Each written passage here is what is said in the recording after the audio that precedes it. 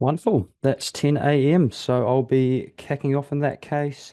For those that have just come through and joined us, once again, thank you for coming through and joining our Essentials Training webinar today. Do hope that this provides you with a few new insights and learnings around CAS 360 usage. And if you're a new user to the firm and software, my name is Ra Williams and I'm the account manager here in New Zealand. And I'm looking forward to taking you through today's webinar. Now, just a little bit of housekeeping around today's webinar. This is going to be beneficial for both new and existing users. For new users, it's really going to serve as a great place to get started, familiarizing yourself with CAS 360 and what that looks like alongside the essential features and functions available. And for existing users, it's actually going to serve as a bit of a refresher session, as well as hopefully pointing out some other functions within CAS 360 that you can take forward and utilize going ahead. Now, I do actually have a couple of panelists with me today there, so if you've got any questions, do feel free to send them through via the Q&A section within the Zoom chat box. I've got Damien, who is our account management manager for the APAC regions, alongside Shami, who is a CAS 360 product manager, Kajal, one of our business development managers, and you're going to be in really good hands. So do feel free to send anything through and they'll be able to assist there. Now, today's webinar is going to be a 3-hour webinar. So we'll be wrapping up at about roughly 1 p.m. this afternoon. And this webinar is also recorded. So you're always able to refer back to this moving forward. And that one should be coming out either later this week or towards the start of next week. Now, I have also tried to factor in a 5-minute tea break, so that'll give you an opportunity to stretch your legs and grab a bite to eat or whatnot. And further to that, there is also going to be the CAS 360 Essential Training Manual link, which will be shared through in the chat box. And this is essentially what I'm basing today's training off. However, you might notice there's some variation between the flow of which I go through and the training link. That's just as we are currently in the process of updating that one to include more of the new features. But essentially, all the core bits and pieces and functions will be listed in there. And I've also tailored the session to be suited to best practice tips and what I see firms using most often. Now, today's topics, we will be covering a whole range of different areas within CAS 360. So this is going to include the getting started, homepage and navigation tabs, especially helpful for new users and those just starting their journey with CAS 360. But we will also be checking out the likes of alerts, annual returns, office holder and shareholder changes, as well as multiple company changes. Further to that, we will be checking out documents and filing through the company's office, as well as the likes of trusts, reports, settings, and the AML compliance workflow, and some of the identity verification options that you've got available in there. So without further ado, let us get started. So to access CAS 360, you will first need to be invited by the account owner or those with administrator access at the firm. Following that, you will then be able to log into CAS 360, either heading to bglcorp.co.nz, and once you're on this page, you'll be able to choose the login button and choosing CAS 360. From here, it's going to simply have you type in your email and password that you have set up to access CAS 360. But what I do always suggest is that you have this one bookmarked so you can easily refer back to it and you're not always having to go through the website to do so. Now we'll go ahead and sign in. From here, you'll be able to select the firm that you're looking to work with. I do have a few different ones here, and if you're listed across multiple firms, you will see those options as a drop down, but I'm just going to be using my test account here today. Awesome. So as mentioned in this first section, what we're going to be covering is the getting started side of things. So this is going to be especially helpful for new users and those that have just gotten on to the firm's license. Now what this will look like, and you can always refer back to this to access, is just under the getting started section here. Clicking that one there, you'll see this wee pop up welcoming you to CAS 360. Now what we will be choosing is the importing data option so that we can kick off with connecting CAS 360 to Companies Office and having that magical process of bringing over all the information you've got under your authorized agent. From here, we'll go ahead and select our jurisdiction, which is going to be New Zealand in this case. And this is then going to take us through to continue to Companies Office. This is then going to bring us through to a very familiar screen, which is logging in with RealMe or your RealMe details. You'll then be able to connect CAS 360 and Companies Office via the authorization box that does appear. And from there, CAS 360 is going to be able to bring over all that information that you've got on hand, and is where the magic is really going to happen so that you can compare your data that you've got there alongside with what you've got recorded in Companies Office. But this will be bringing over the likes of your current directors, shareholders, shareholder balances, as well as all the addresses associated with said companies for your authorized agent. Now, if you do ever want to look at your authorized companies list, you are also able to access this via the Prepare Agent form, and that's just listed down the bottom for the New Zealand Request Authorized Companies list. And this is essentially the same option that you'll see once you've logged in with RealMe and connected CAS 360 to Companies Office. This case, I will be using my authorized agent of Andy Tam, but if you do have other ones, you'll simply see them popping down from that drop box if so. Once you're happy with that, you'll choose the request, and this will then pull through with all your authorized companies, and you'll be able to see those that you have already imported in. And if there were any others remaining, they would simply show ready for import or the option to do so. From there, you can always select or deselect any that you wish to change or update. And once you're ready, you'll be able to go ahead and click Import Companies to bring those into CAS 360. There is also a nice little helpful button to either deselect or select all of them, which is especially helpful when you're getting started, as there might be some adjustments you wish to make. Now, once you've imported those companies in, they will show up within your company selection screen, as we can see here. And this is going to be really helpful, ensuring that you've got all the data in one place, making life as easy as possible so you can work on your company administration tasks, as well as any other transactions for said companies. Now, what I would like to go through as well is our top navigation bar, or the sections along the top there. What you will see on the left-hand side is we have a global search bar. So within the global search bar, you can search for both companies, documents, as well as individuals as well. And that's going to show you all those options appearing there and anything related to what you've typed in.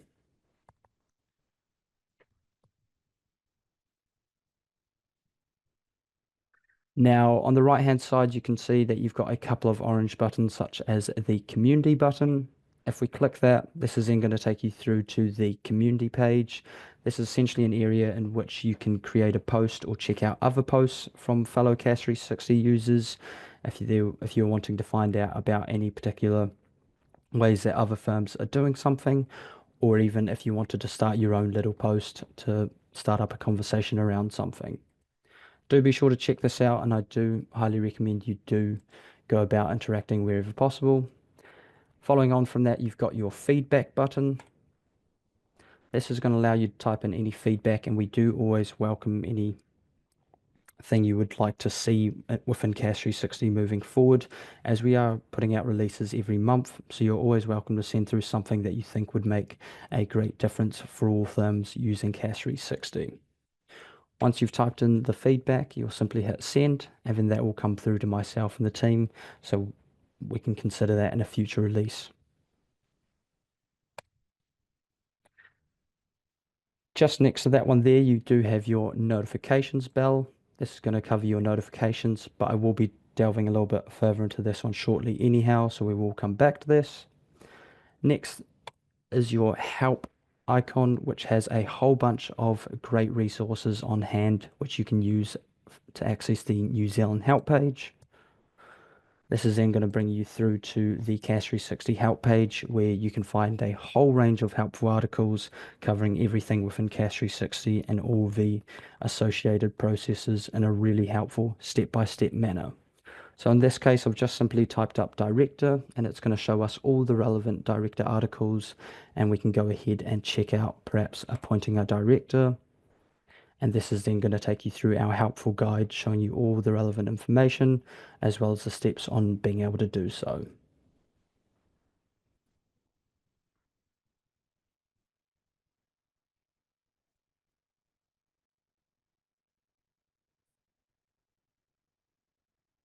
Now, next to that, you'll see that you've got the live chat bubble or the live chat message box. This is where you'll be able to reach out to our support team.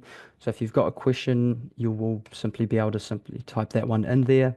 And what it will first do is see if we've got a help article that is going to be able to assist in the meantime. And if not, you can choose to hit the get in touch button. And that's then going to send you through to get in touch with our support team who will be more than happy to assist you wherever they can. Now you do also have this phone or support option right next to it as well, in which you can choose to log a support call. First, it's going to simply take you through the likes of seeing if there is a help article once again that can assist in the meantime. But what you will be able to then see is down the bottom right, you can choose to log a support call. Clicking that one will then take you through to the option of being able to log a support call. You can also choose your correspondence method, whether you'd like to be contacted via email or via telephone, simply listing out a little bit more around what the issue you're facing is, and of course the contact number they'll be using to contact you on. In this little text box here, you can also choose to fill our team in on what it is that you're facing. And if you want, you can also attach any screenshots to help reference the issue or query that you have. Now, I do also suggest that you toggle on this option here, and that's just going to ensure that the support team can access your account and literally see what you're dealing with. So it's going to help expedite that process a whole lot faster and ensure you get timely help too. Once you've inputted all the relevant information, you'll just hit that send button. That's then going to come through to our support team, and they'll be able to assist with that as soon as possible. This is our sign out button, does what it sounds like. So if you ever need to sign out, that one is there. Now, just next to that, you've got your app switcher button, and clicking on that, you will provide a few different options. If you want to check out the integrations available, you'll be able to do so via the integrations button here. And you do also have access to our learning channel. So the learning channel is available for all users. However, it's those with admin or account owner access that will see your integration side of things. But do know that with the learning channel, everybody does have access to this one. And I do highly encourage you to check it out, as it does have a whole lot of helpful videos that cover everything within CAS 360, similar to what we're going through today, but in much shorter chunks, if you will. Now, just on the right of that, you've got your users tab. So this is going to be once again applicable to those that have administrator or account owner access. Clicking into that one is then going to bring you through to your My BGL dashboard. So this is particularly helpful for those that are existing users and looking to set up a new user for a firm perhaps. Just underneath the admin section, you will be able to access inviting a new user via invitations and choosing to invite new user here. Simply clicking on that one, you'll input the person's email, their details, and what type of access you would like to provide them to CAS 360. Once done, you'll choose to send that out via that bottom button there. Now, what you can also do is actually adjust the settings of the user you've invited or setting up the roles associated with it. So as you can see here, you do have a different range of options that you can set up so that it's suited as per the user's preference, or if you've got any controls you need to put in place so it's a view only side of things, or if there's only certain sections that they're going to be working on, such as the ability to add and edit companies or contacts as per. So a whole bunch of different great options in there. Do be sure to check those ones out further, and you can see that you've got a few different roles already set up as per default, but you can also choose to add a new user role and create a complete custom option should you wish to. Now to come back to CAS 360, you'll simply head over to the app switcher and choose CAS 360. This is then going to bring you back into the software, and it will bring you back to the settings or the agent tab. So if you do ever want to refer back to your authorized agents, you will be able to see these here. And in my case, I've got Andy Tam, which is the one I've got associated with my test account. But if you need to add another one, you can simply do so via the Add Agent button. That's then going to take you through the similar process of logging into Realme. And once we've chosen our jurisdiction, it's then going to go through that similar process that we kicked off with.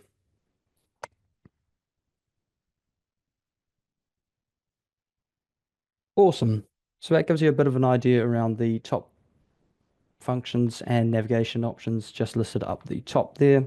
But what I did also touch on is the likes of the notifications bell or notifications section within CAS 360.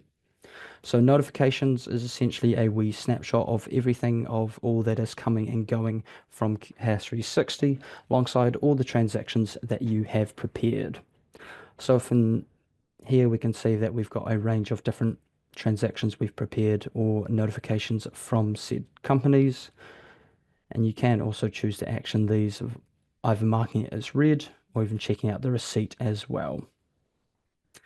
Next to that, you do have the option to view only the unread notifications. So this is obviously going to be helpful if you're trying to filter out between different types of notifications that you have and if there's anything that you haven't seen yet.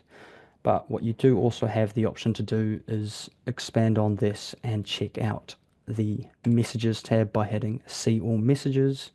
This is going to bring you over to our messages screen, which can be accessed along the left hand tab as well. And this is essentially an expanded version of the notifications tab that you've got up top, which covers everything in a whole lot more detail.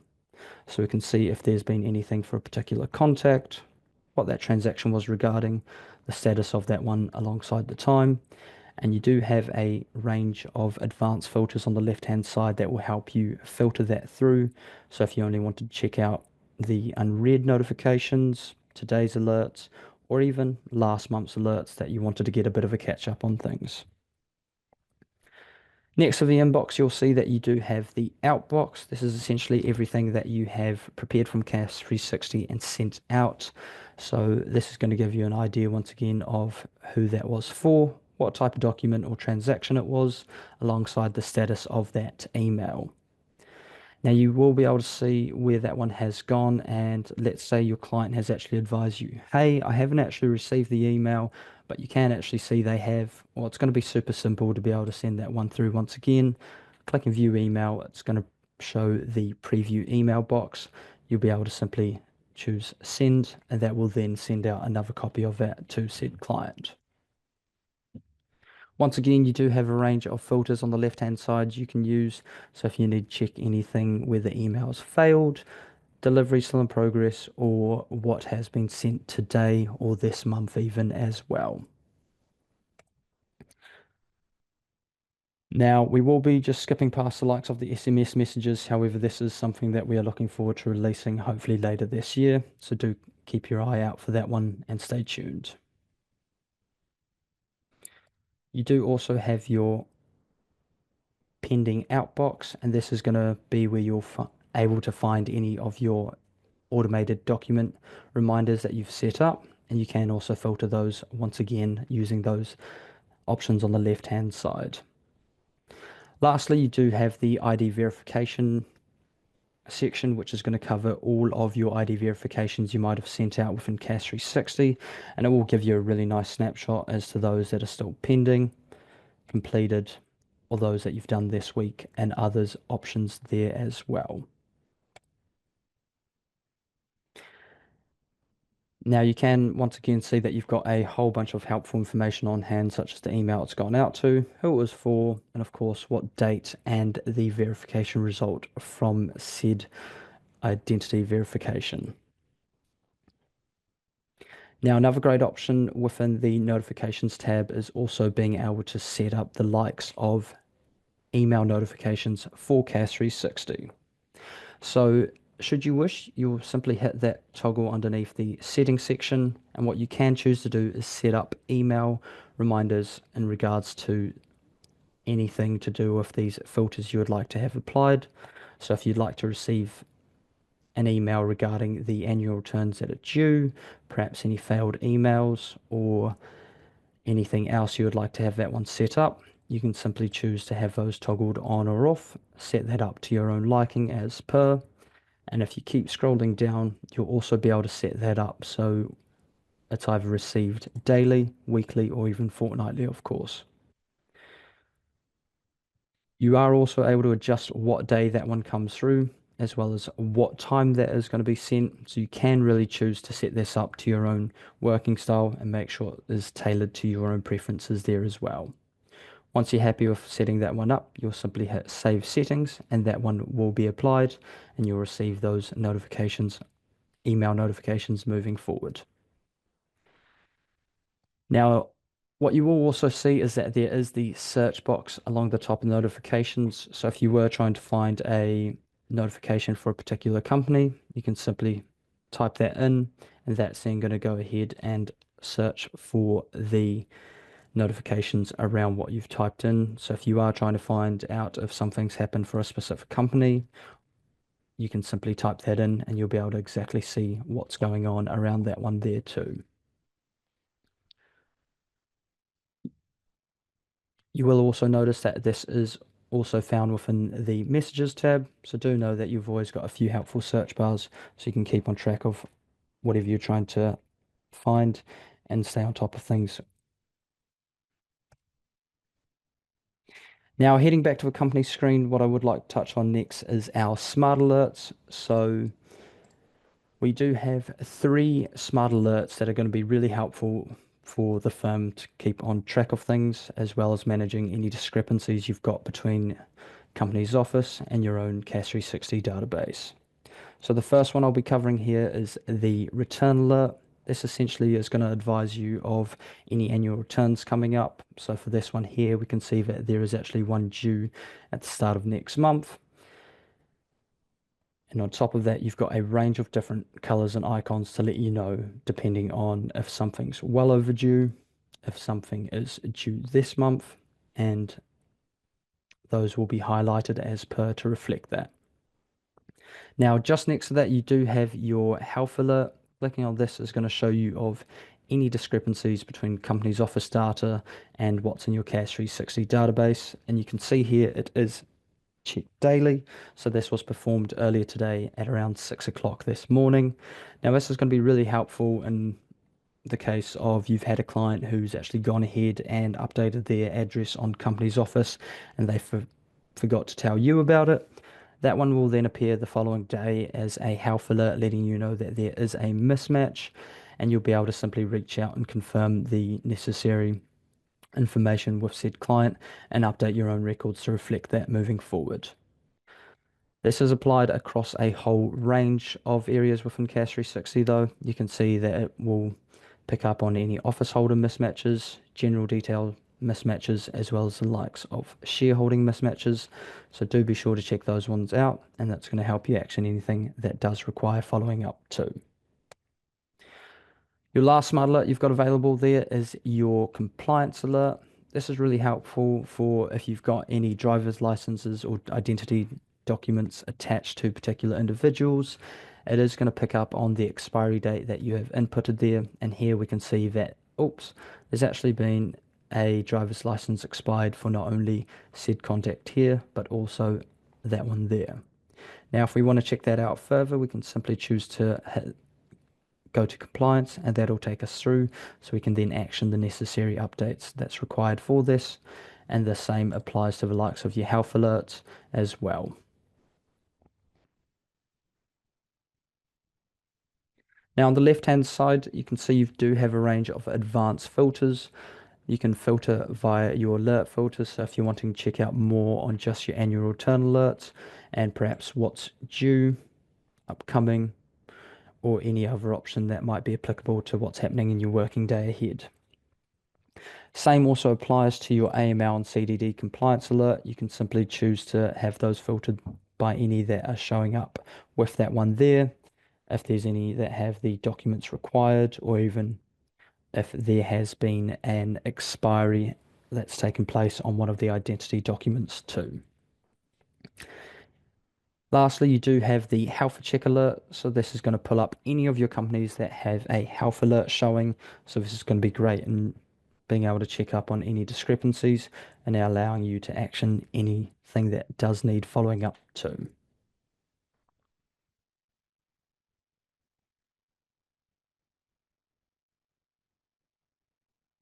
Awesome.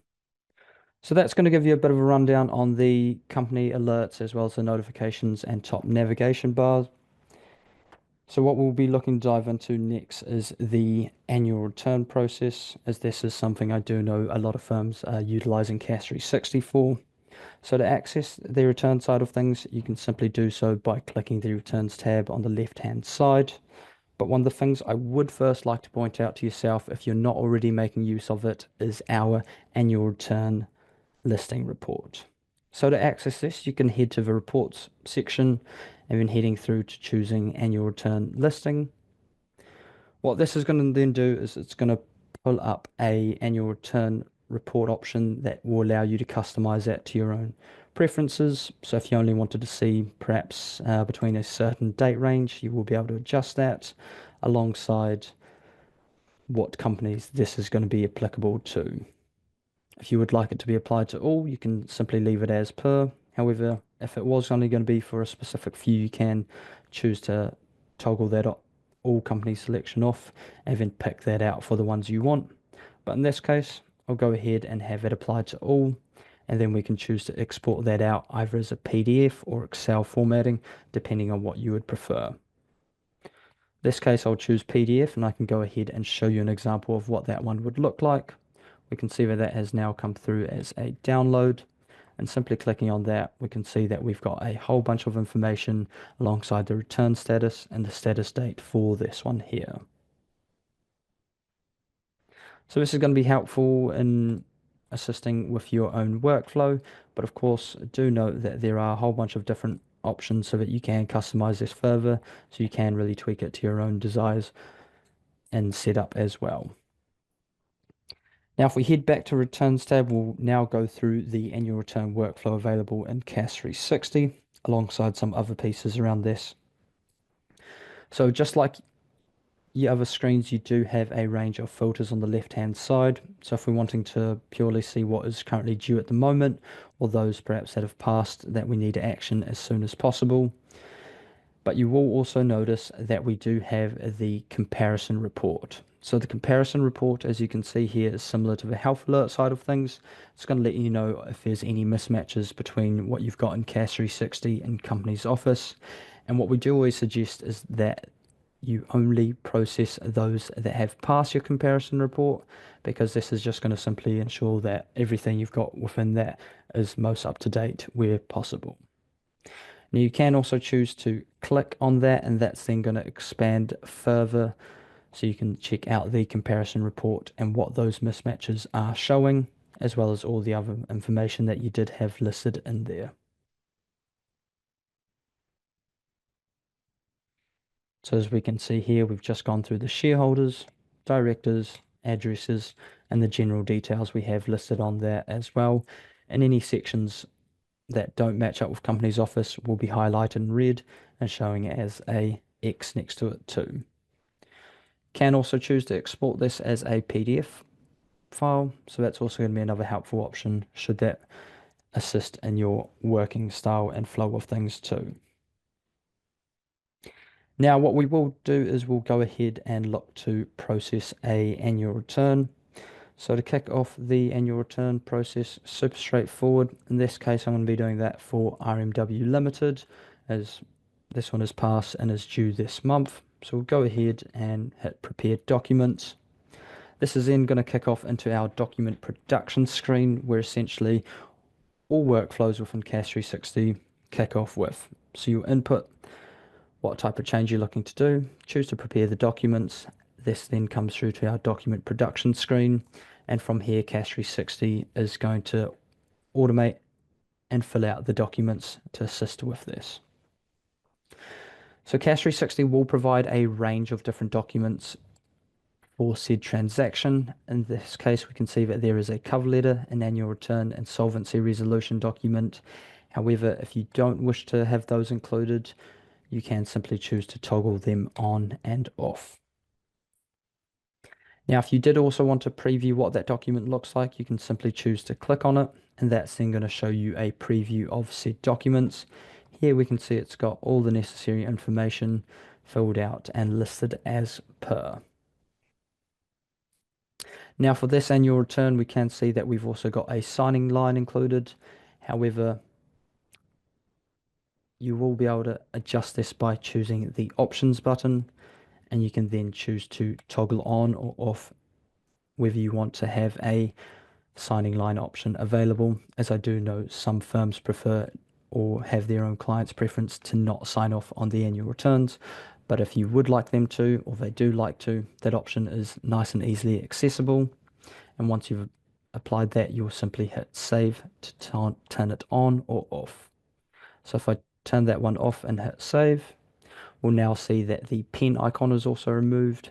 So if you see that there is a pen icon listed there, it just simply means that there is a signing line for this document. And now when we go ahead and check out the annual return, it's still got all that same great information, but now there is no signing line listed. If you did simply want to have that one re-enabled, simply heading back in there, toggling on and hitting save. And you've also got a range of other options and document settings you can adjust. So if we want to change who was signing that one there, you can hit the form signatory to adjust as per. If you need to adjust the date, you will also be able to do so via the document date button.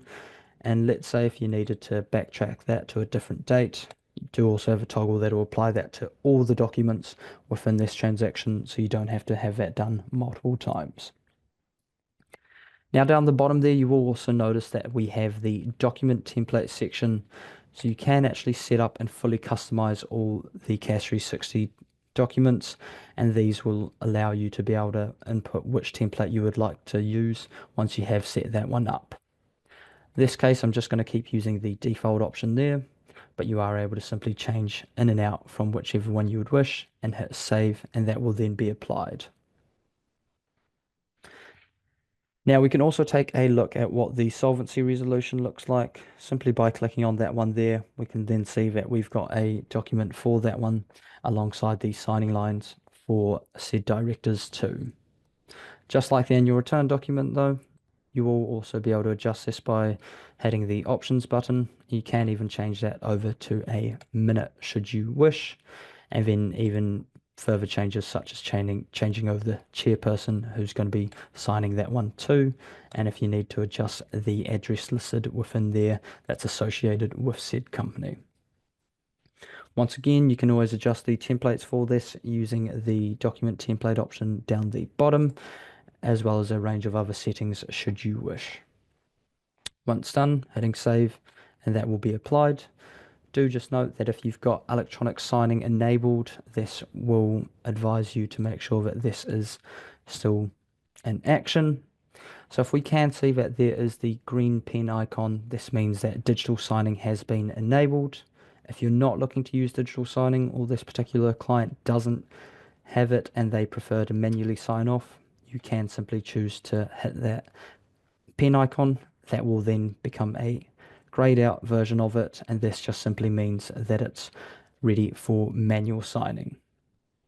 However, let's say that we are wanting to apply digital signing, you can simply hit that pen icon again. That'll be highlighted in green, and that will then be applicable to digital signing.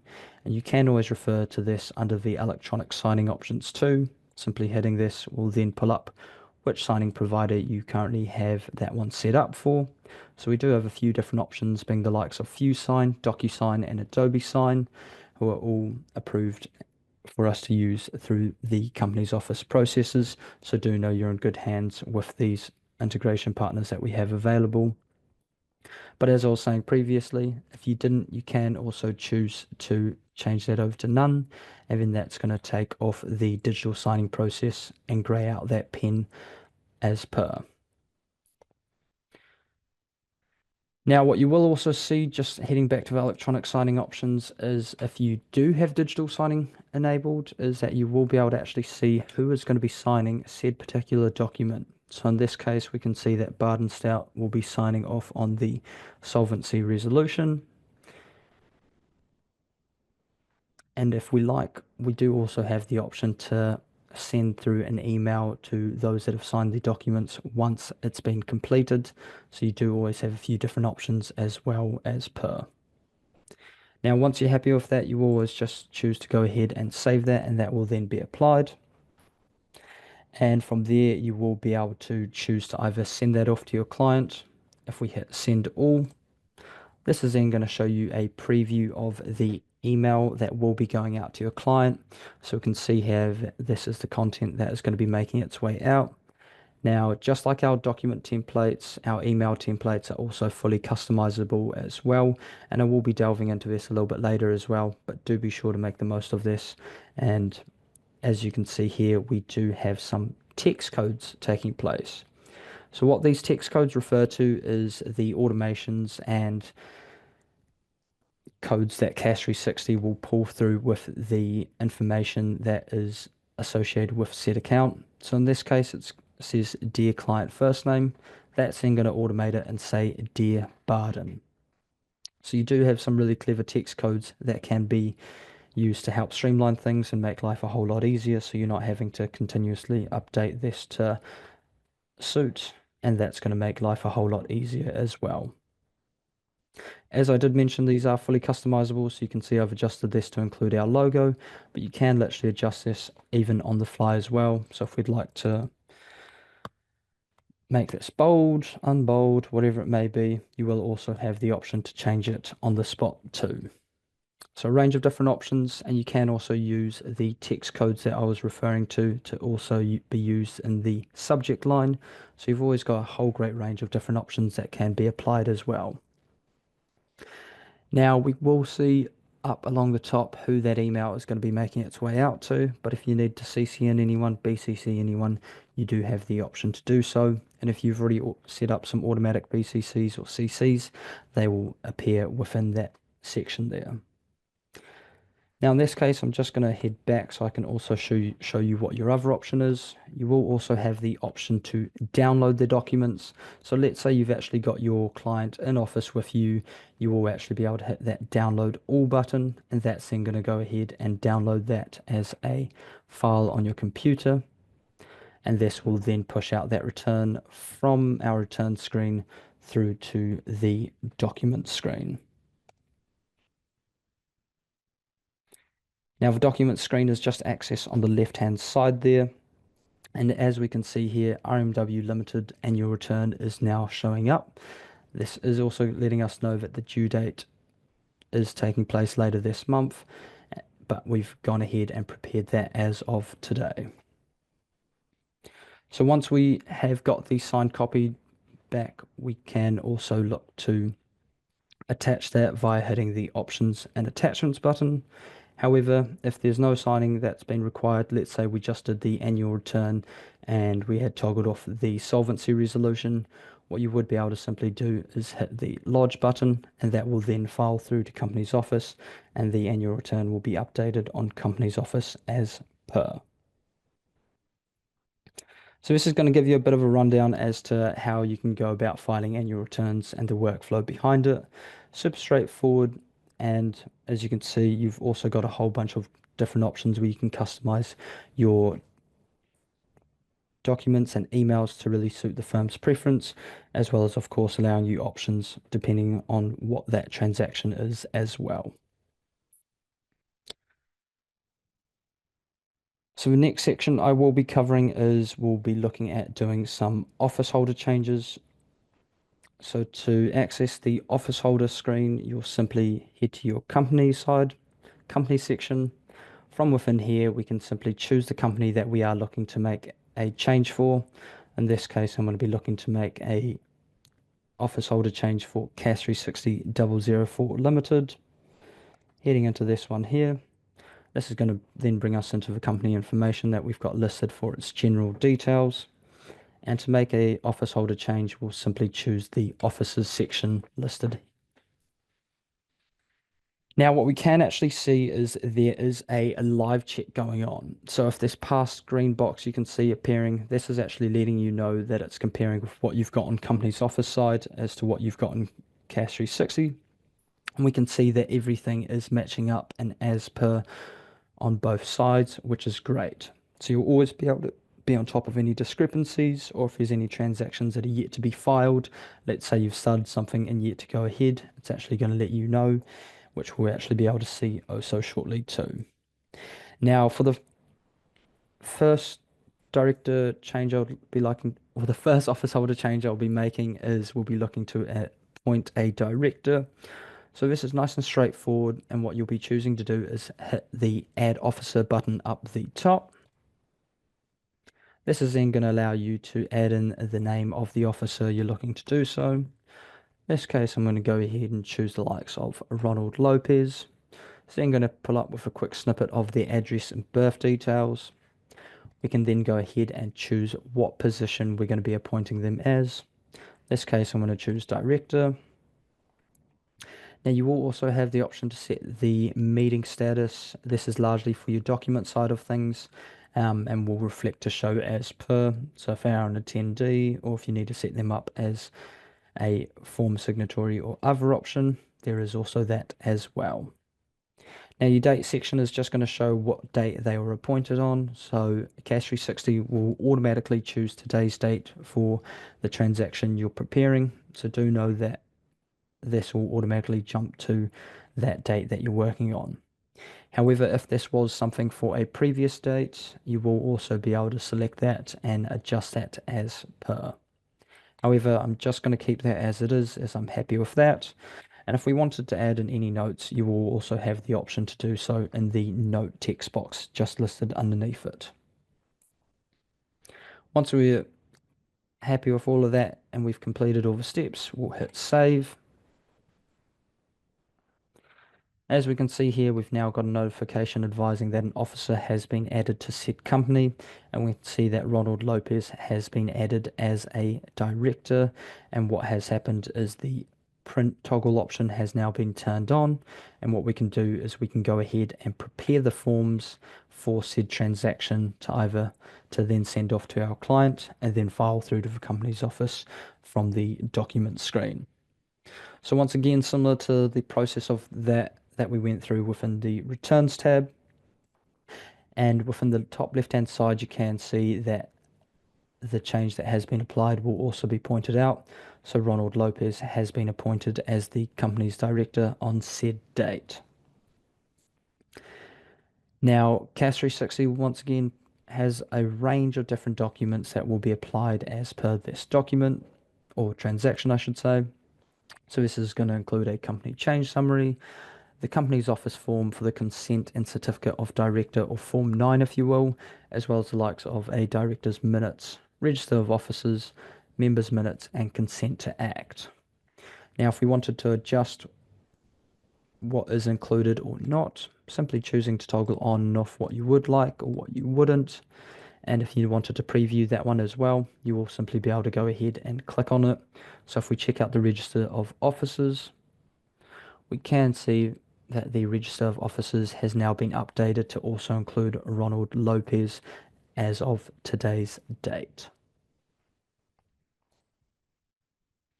Once again, you do also have the options button next to all the different documents. So if you wish to show the historical data or not, you will have the toggle to do so. And of course, if we wanted to apply a different template via the document template section. Any changes you've then gone ahead to make, be sure to always hit save. And once again, just referring to anything with a pen icon, it simply means that we have a signing line, and if it's highlighted in green, it means that we've enabled digital signing for this too. So what I will actually run through is the digital signing process to give you a bit of an idea as to how this would look and come through from the client's end and how straightforward it can be, as well as giving you an idea of the documents and the other side of the coin, if you will. So let's say we are wanting to send this off this time round, we'll then go ahead and choose send all.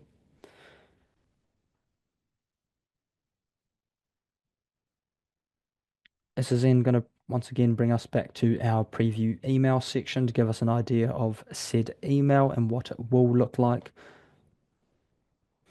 We can make any further adjustments should we wish, or once we're happy with that, we can choose to send that off. Hitting send, that is then going to make its way out to the client.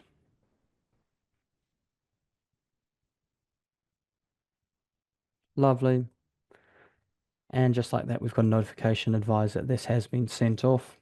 And just as I was referring to earlier, that live check is actually kicked in to advise, hey, Ronald Lopez doesn't actually exist on the company's office so register yet. So that is correct because we are yet to actually submit that one through to company's office. But once we do, that will then become updated to reflect that and show as passed. Now, if I head over to my inbox, we'll then be able to go ahead and see that one come through.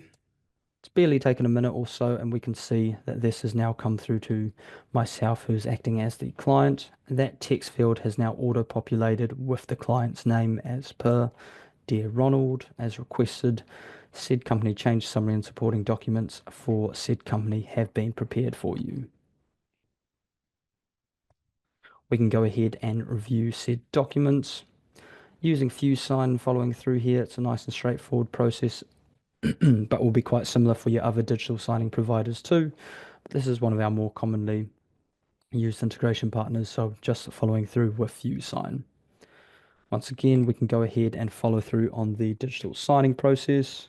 This is then going to show us a said document that we have prepared for said person. In this case, it's the company change summary that Ronald's going to be signing, as well as the likes of the Form 9 for the consent and certificate of said director, and any other options that we have also looked to included as well. So we'll go ahead and click start and we can start the signing process. Your client can either choose to type it in, apologies, or draw it should you wish to do a little scribble like myself. We'll go ahead and sign that one off, and now that bundle has been completed. Now what will happen is this will come back to CAS 360 now that the digital signing side of things have been done for it. And we will actually get a notification also letting us know, just giving it a minute or so.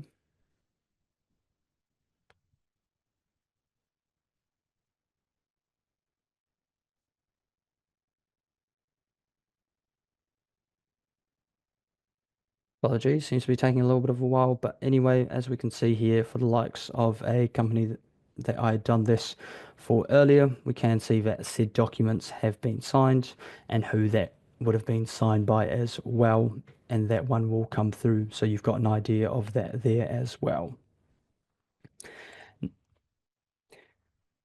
Now, the next transaction I'll be looking to do is we'll go ahead and look to prepare a company resignation. To do so, let's say I would like to go ahead and have Clifford Richard removed as a director. We'll simply just need to head over to the status side of things, choosing the appointed drop-down box. We can then see that there is a range of different options. In this case, we'll be choosing to resign this director. Once we've clicked resigned, this is then going to give us a little checkbox to make sure that this is indeed the change we're wanting to have applied.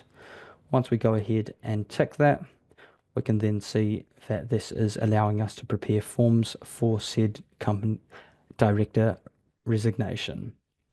Once again, just heading into the prepare forms button, this is then going to kick off so that then we can prepare the documents to send off to the client. And this time around, we can actually see that there is a resignation letter. If you did want to have a bit of a preview on that, you'll simply click it and you can see how that looks. And it's just simply advising that said director is now going to be resigning alongside the signing line for them to do so. Now, I did reference earlier that we do have the minutes available on hand, but you can also adjust this out. So if we wanted to change the members' minutes to a resolution, simply hitting the options button, you can change that document type to be a resolution or minute, just as per. Now, if it's listed as a minute, I believe that has the one person to sign there. However, if you list that as a resolution, that's then going to apply for a few more signing lines. And if we hit save, that one will then be applied as per. So now that we've changed the members' minutes over to a resolution, we can see that this has all the directors having a signing line now included in said document.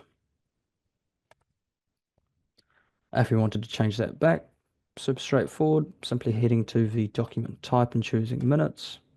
This is then going to be saved. And now when we check out that document, we can see that this only has the one signing line. So do be sure to go ahead and keep making the most of all those different documents and options available on hand. And once we have set that up and we're happy with the changes that we would like to have applied, we'll either choose to download all of those or send off to the client. Now, what you can also see is that there is the upload button. So if there's any other additional documents that you might have wanted to attach and share with the client, you will be able to simply hit the upload button. And this is then going to allow you to add in said document that you wish to have included.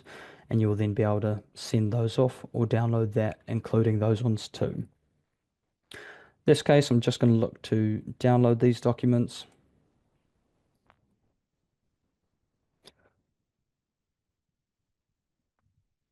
Nice. And now we can see that that one has come through as a downloaded file as per. Now, if we did ever need to reprint any changes, let's say actually Clifford's not going to be resigning today, you can simply toggle on the print button. And what we will be able to do is hit prepare forms again. And let's say he's actually choosing to resign at a later date. We can simply go ahead and underneath the options button, you'll be able to see that you do have the document date. We can go ahead and push that out to, let's say, later this week, taking place on Friday. We'll choose to have that applied to all the documents by choosing that toggle, and we can hit save. And this time round, we can go ahead and either download those documents again, print them off and go through them with our client, or send them off so that they then reflect the new date as per. Otherwise, exiting out of here, this is then going to hopefully give you a bit of an idea as to how you can make director changes. But you will also see that if there's anything you need to redo, you also can choose to simply reprint those as per. Once again, with the director's mismatch, we can see that I've got the error showing up that, hey, I've actually chosen to resign Clifford, but up on company's office, he's actually still showing as appointed. So once again, do be sure to check out the live check, as it's always going to help you keep on top of any changes and discrepancies that you might have there too. However, once I've changed that over to appointed, because let's say Clifford's actually changed his mind once again, he's not going to be resigning. Now we can take that back and pop that back as per needed. And this is then showing the pass mark so that the company's office data and your CAS 360 database is actually all lined up once again. Awesome. So next section I'm going to be covering is the likes of shareholder changes. So check out the shareholder screen. You'll simply head over to the next tab listed as shareholders. From here, this is going to give you access to a really nice and tidy shareholder screen and any of the transactions that you might have prepared.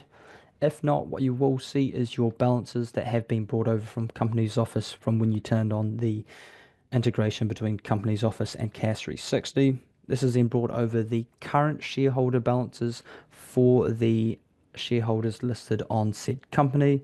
And it's even giving you a nice little visual reference on the left-hand side, breaking it down into a pie graph with the percentages of said shares and total numbers should you need to see that as well.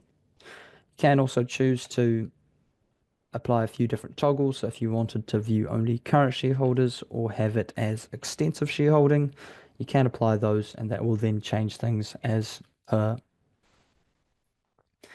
Now, what we can also see is we do have a whole bunch of helpful information on hand, such as the number of shares and if these were fully paid.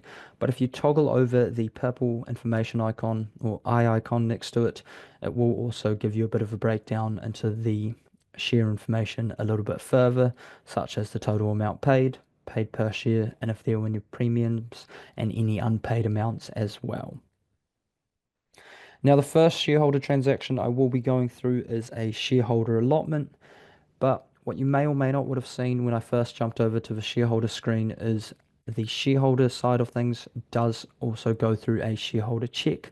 So just as we see there, that's actually running through comparing what we've got in Companies Office to your CAS 360 database.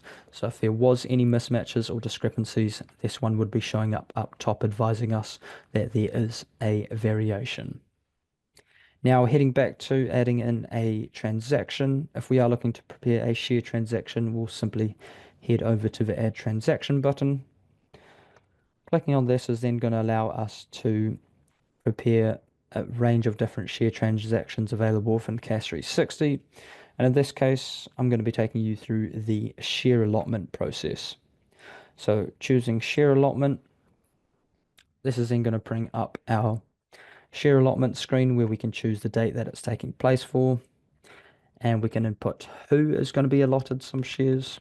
So in this case, I'm going to be picking on Ronald once again. And if I go ahead and choose Ronald Lopez, he is then going to be pulled through. However, if this is actually going to be a contact that you haven't set up within CAS 360, you can simply type in that name, and if they're not appearing, you can choose to set up a new contact as well by hitting the click to add new button. Clicking this is going to allow you to set up a new contact so that you then have them within the CAS 360 database moving forward, and then you'll be able to simply hit save, and that one will then pull through for you to be able to use. In this case though, I'm just going to keep using the example of Ronald. And if need be, if their shares are going to be beneficially held, you can choose to toggle on that. And once again, similar to searching for the allotee, we can also look to search for said person or company that is going to be the beneficial owner. Just like the allotee section though, if they aren't there, we can always look to add them in as a new contact. However, you do have a range, so if it's going to be a corporate trustee or some other form, you will also have the likes of setting them up as per needed too. Once done, simply hitting save, and that will then be applied and you'll be able to select them as per. However, in this case, I'm going to choose not to. It's just going to be a nice straightforward share allotment. Then we'll head into the likes of setting up the share type. So it is automatically going to default to $1 ordinary shares, but you can actually search, and this will then show you a whole different bunch of options that CAS 360 will provide for different share value options.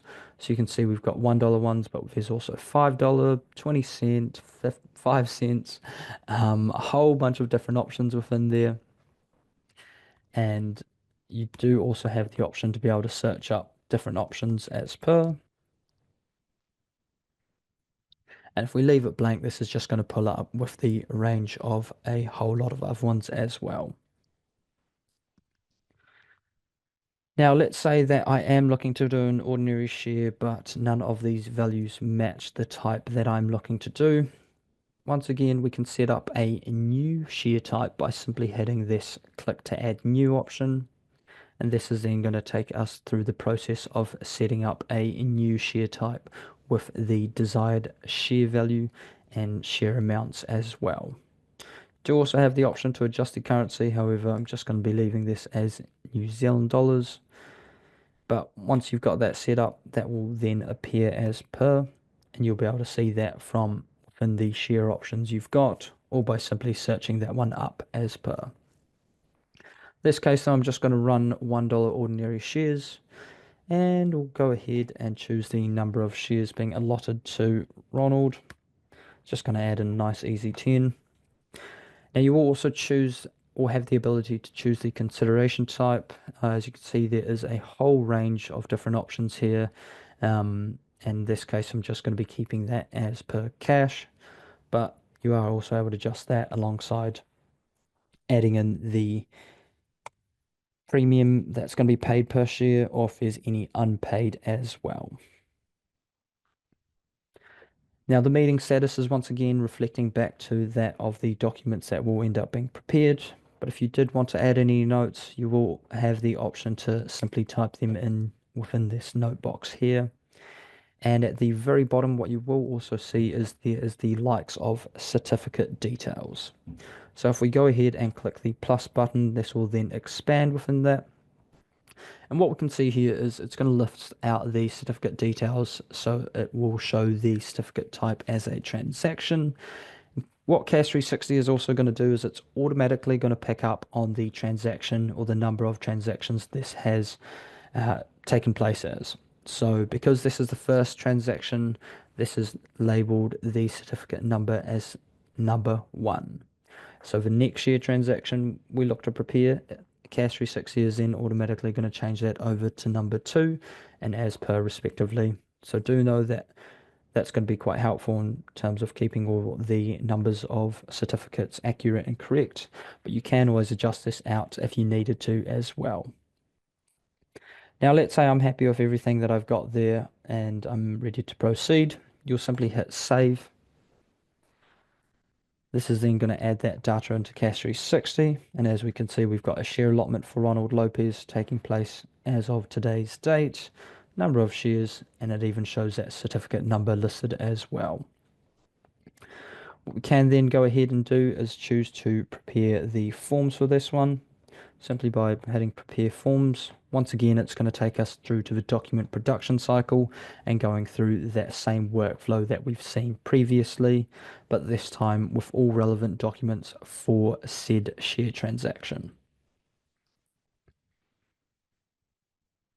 So some of the ones I would like to quickly delve into is the likes of the share certificate. Here we can see that there is a share certificate generated for Ronald Lopez. And once again, this can be fully customized. So if you did want to apply your own branding, logos, etc., you will be able to do so. But do know that it does have all the core and essential information alongside some signing lines for said directors. Further to that, you will also have the option to adjust the document hitting the options button. So if we need to change any of those signatories over to someone else, or we did want to include the premium paid amounts or total consideration, simply toggling on to do so. You can even go as far as adjusting the decimal placing for the dollar amounts too. Once you've applied any changes though, do be sure to hit that save button, and that will then reflect on said document as well. Now, some of the other share documents I would like to touch on is the likes of the application for shares. So here, this is for Ronald Lopez's share allotment, and it covers all the essential information, pointing at that he is applying for an allotment of shares for said company, and a signing line for him to also sign off on, should he wish, or should you wish. Now, another really good one that is quite commonly used and is going to be helpful for a lot of firms, especially, is the register of shareholders. So if we go ahead and jump in there, this is then going to pull up the register of shareholders. This is going to have the current shareholders that we can see that we already had there. But what you will also see is that Ronald Lopez has now also been added in, and we can see that all his details are now included within said share register.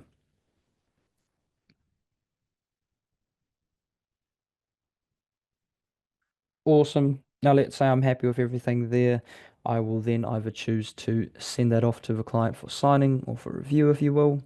Otherwise, once again, let's say the client is with me in person. We can choose to download those all and have that printed out. Just bearing in mind, we'd want to switch that over to non-digital signing. Otherwise, if you are happy with everything as per, you can go ahead and either send off or download. Now I'm just going to exit out of this and we'll look to prepare another share transaction. Next share transaction I want to be taking you through is a share transfer. So this is obviously quite a commonly used option and is something we do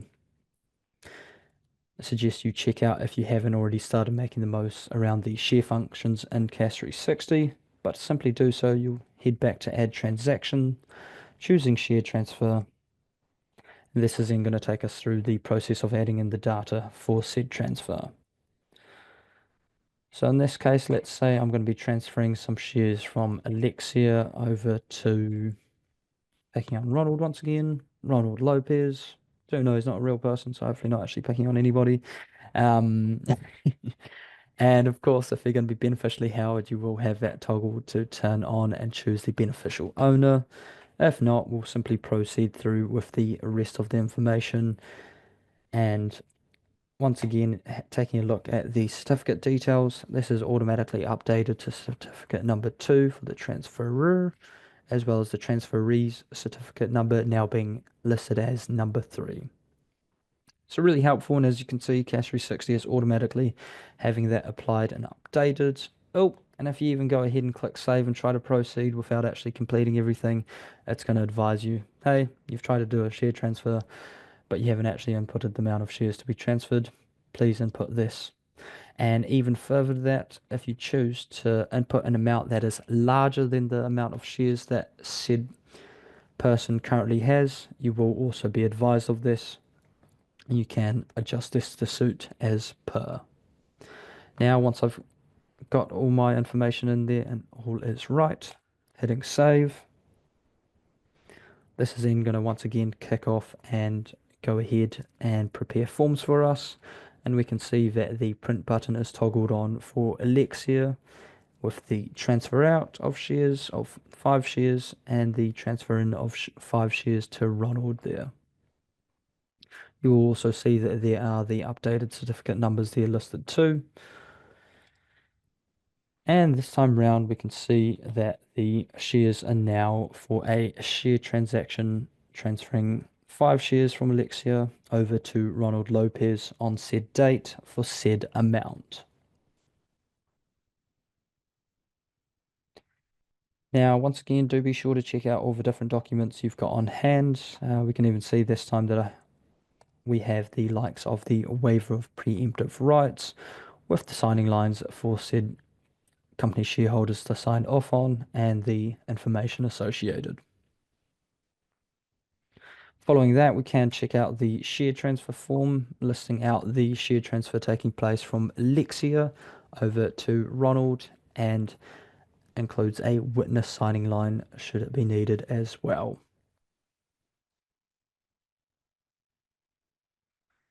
Now, if we take a look at the register of shareholders, we can actually see that not only do we have Ronald's share allotment included, we do also see his share transfer of additional shares being included. And when we look underneath Alexia, we can also see that the share transfer out has also been included there too.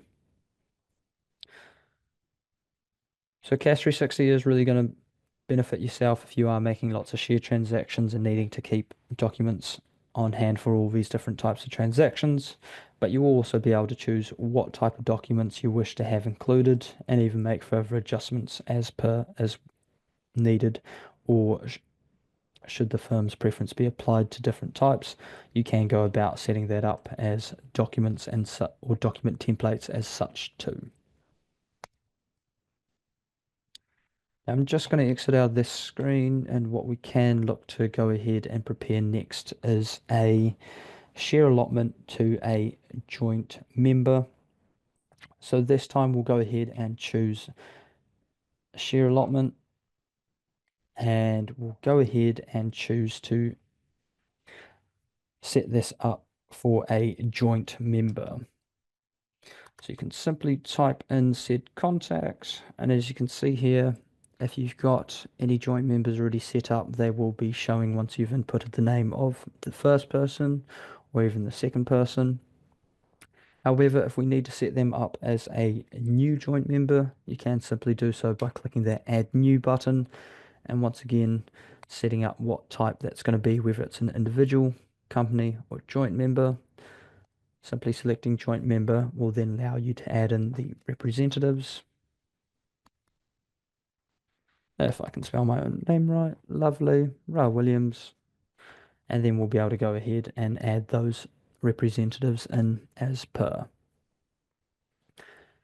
However, I'm just going to go ahead and choose to work in Alexia Reed and Ronald Lopez. We did need to have the beneficial owner toggle on, simply doing so. And then we can proceed through to adding in the share information for said share allotment once again.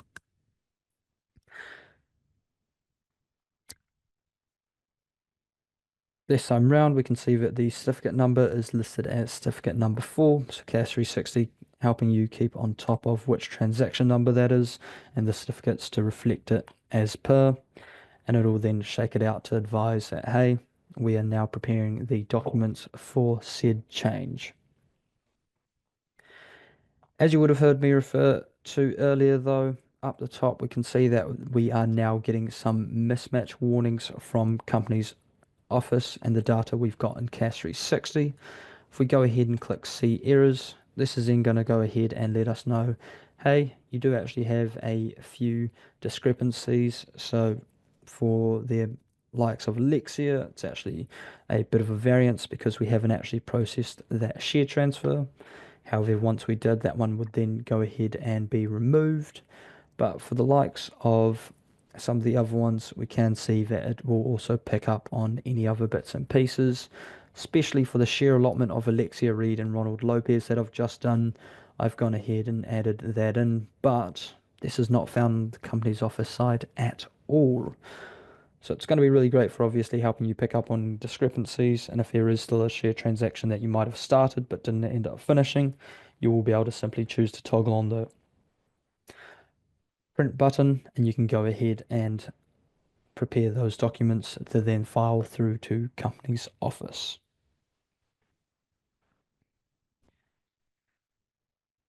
So this has given us a bit of a breakdown around some of the shareholding options, and do be sure to make the most of this as mentioned.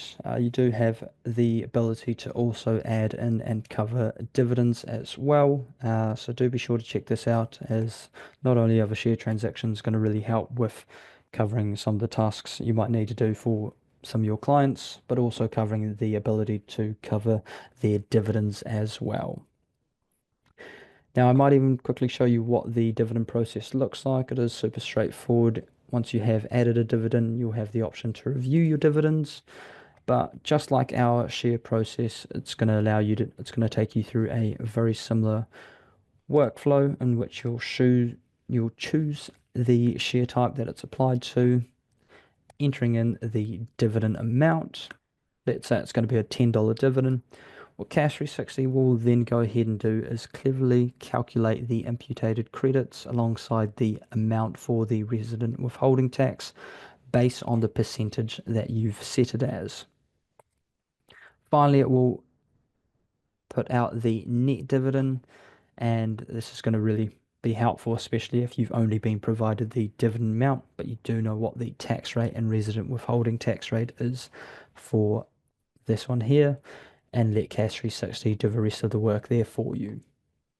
Can also choose to change how that dividend is paid, whether it's paid in cash or even credited to a loan, or if you choose other, you can simply type in using custom text option to add in what you wish there as well.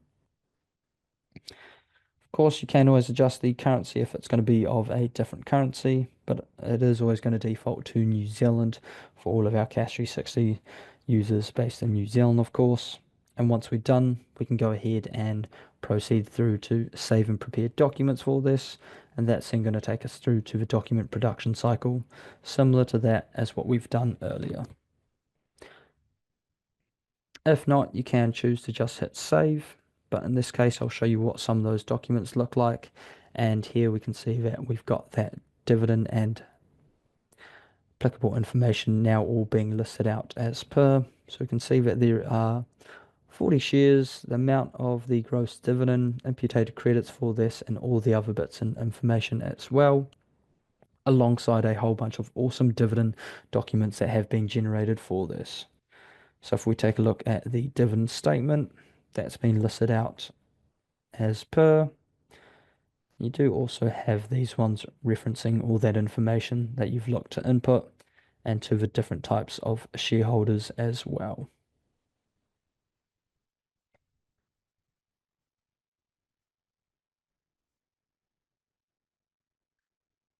Another awesome document that I do hear about from clients using the dividends feature is the listings of dividends paid. So this is going to give you a nice little quick snippet of everything within that one there. So you can always see what that net dividend and gross dividend that has come out as and the total amounts for this too. There is also the likes of the members' consent and solvency certificate. So once again, if there's anything that we did or didn't want to be included, simply toggling on and off to change that one. And then what we can do is send it off to the client or download those as per. In this case, I'll just simply choose to have those downloaded.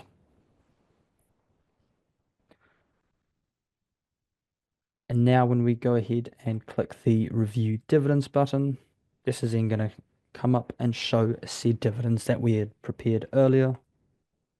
And if there was anything else we would want to do, we can always look to either edit it or prepare forms for it if we needed to do so once again. Awesome. Well, that roughly brings us to about halfway through today's webinar, so I think it might be a good idea to have our 5-minute break at this stage. But once again, as per, if you've still got any questions or anything, do feel free to keep reaching out to our panelists as such. Otherwise, I do look forward to catching up with you all in about 5 minutes to carry on through the rest of our webinar topics for the day. So we'll roughly be coming back at about 11:21 or so. I'll kick off then. But yeah, look forward to seeing you all then and do hope you have a nice bit of a tea break. Stretch your legs, grab some water, whatever it may be. Do be sure to enjoy it and look forward to seeing you all soon. Ta.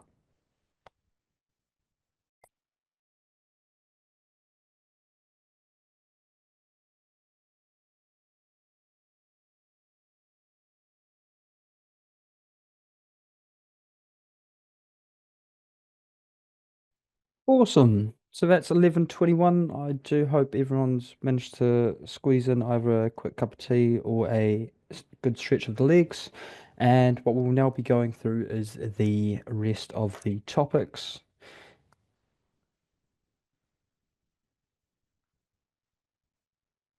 Oh, not quite. Lovely. So heading back over to CAS 360. The next section I'm going to be jumping into is covering the likes of multiple company changes.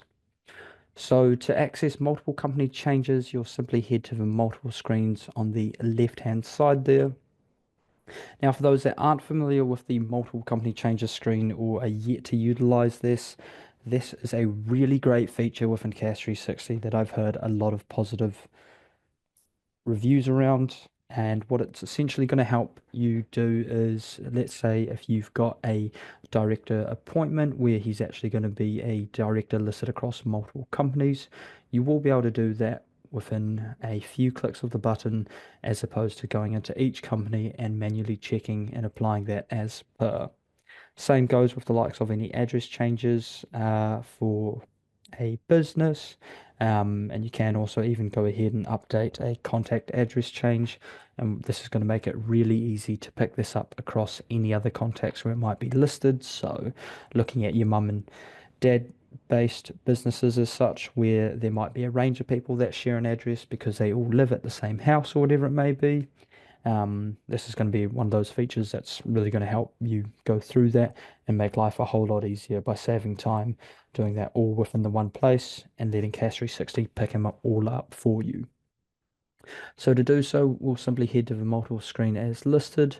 we can go ahead and look to make a new change by hitting the new change button. This is then pulled up with a few different options. So if you're looking to make a company address change, a contact change, or a company change, you will be able to go ahead and select depending on as per. So in this case, what we'll go ahead and look to do is we'll go ahead and make a officer change. So selecting officer, I'm then going to be looking at appointing, once again, let's say Ronald Lopez to multiple different companies.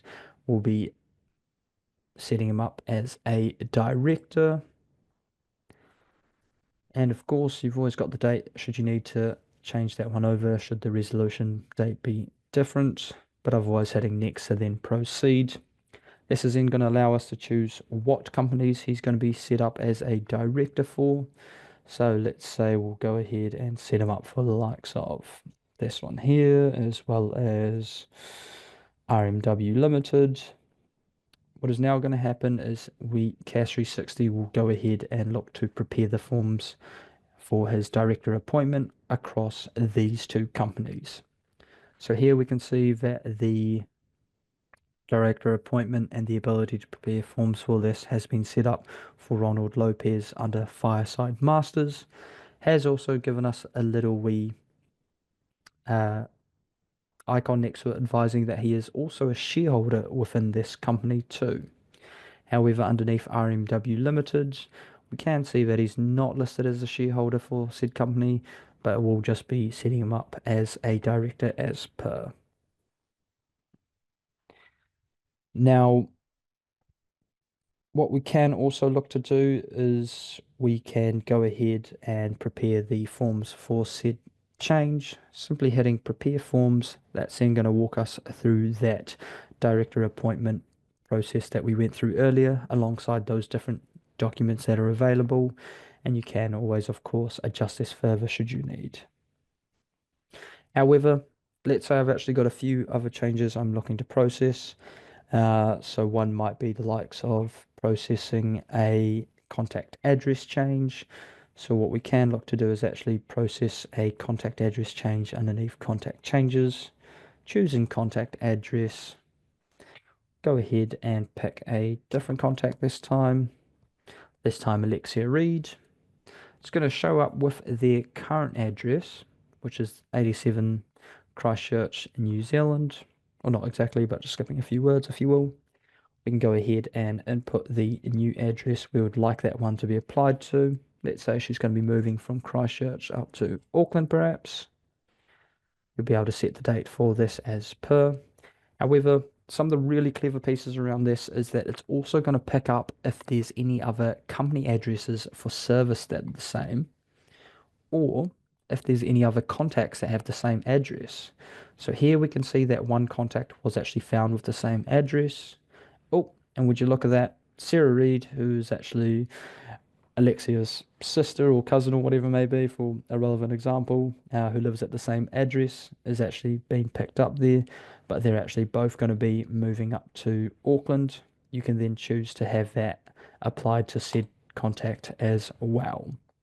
So it's going to be really helpful in letting you pick up if you've got any mum and dad businesses, as mentioned previously, where you've got a family all living at the one address. And if they're going to be making a move to a different city or different address, you're going to be able to help pick those all up in the one go. And the same is applied with if you've got any other companies that have the same business address that were found as well.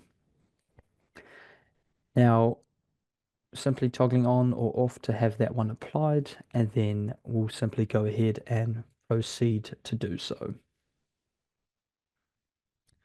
Now we can see that there has been some additional changes for the company of RMW Limited listed as per, and it's once again gone ahead to show us that Alexia Reed is a shareholder on said company alongside CAS 360 004 Limited as well, and a bit of a snippet as to what that change that is taking place, and to go ahead and prepare the documents for this. What we can see is it's all been bundled together, which is really helpful. So if we hit prepare forms, This is then going to show that we've got a officer change for Ronald Lopez taking place, as well as Alexia Reed's address change. We can look to see that we've got a range of different documents for this, including the appointment form for Ronald, and then also the likes of the register of shareholders and such too for Alexia. You can prepare multiple different changes all in the one go. We can have that then sent out as per. Now, another option that I did want to point out that you might not be already familiar with is also the likes of being able to combine changes. So just underneath the multiple change summary here, we can see that there is this section highlighted. If there is a change that has already been started but not quite completed.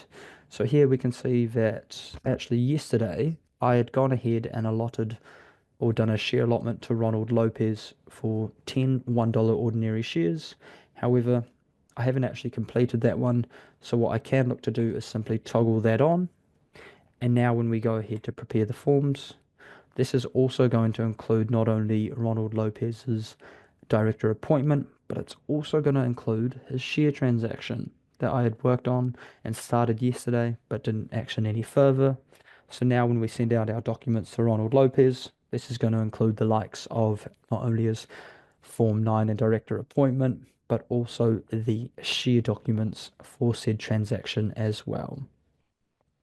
So this is going to be really helpful in the fact of you're going to be able to pick up on multiple changes, even if it's for the likes of the same person. And if you've got anything that you might have started because the next day he's actually informed you he's becoming a director of said company or multiple companies, you'll be able to pick all that up in the one go and make life a whole lot easier and straightforward by letting CAS do the heavy lifting for you, especially around the document generation once you've inputted that transaction or inputted what it is that is taking place.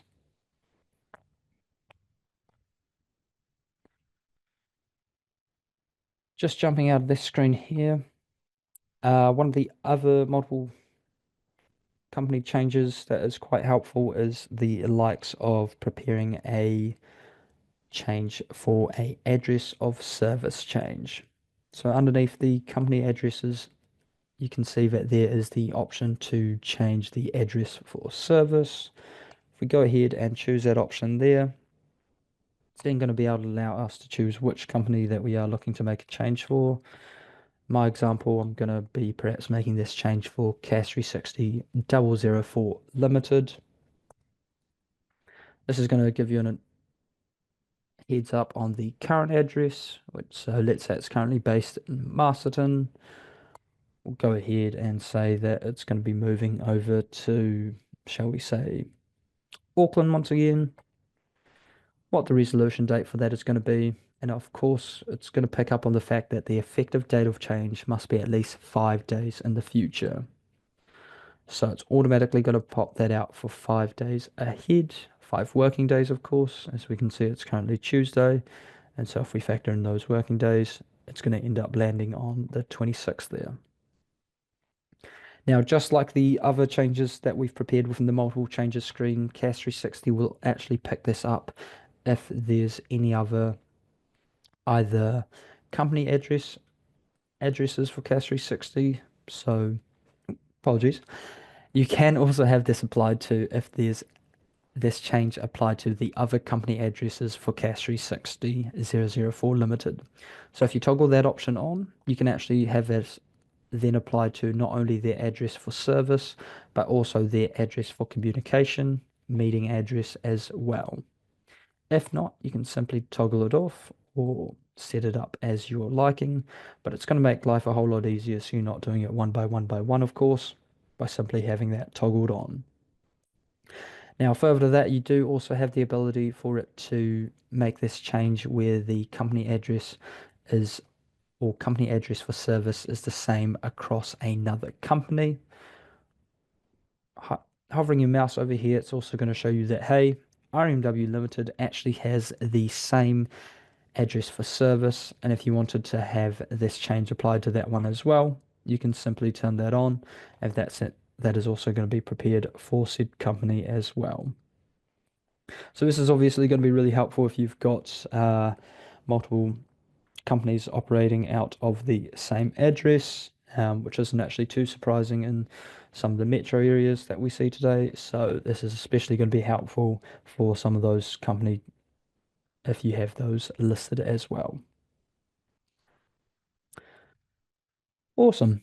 So once we're happy with that, what we can do is choose to proceed. You also see there is the one final toggle, which is essentially just going to apply that change to any other contacts with the same address. But nice and straightforward, just like the other options. It's always going to let you know if something has been picked up for it. Once we've done that, just like all the other changes we've prepared, it is then going to go ahead and bundle that change under said company. And this time it's showing that not only is Alexia changing over her address, so the company is changing their address for service. Now, when we go ahead and choose to prepare the forms for this is going to include the ones for the contact address change, but it's also going to work in the company address change as well that's taking place. So if we hover over and take a look at the company change summary, it's going to go ahead and give us a wee snippet of that one there, alongside the signature of Barden Stout or the director to do so, and listing out the previous address change alongside the new address change that's taking place for the company, as well as the company contact changes that are taking place for Alexia too.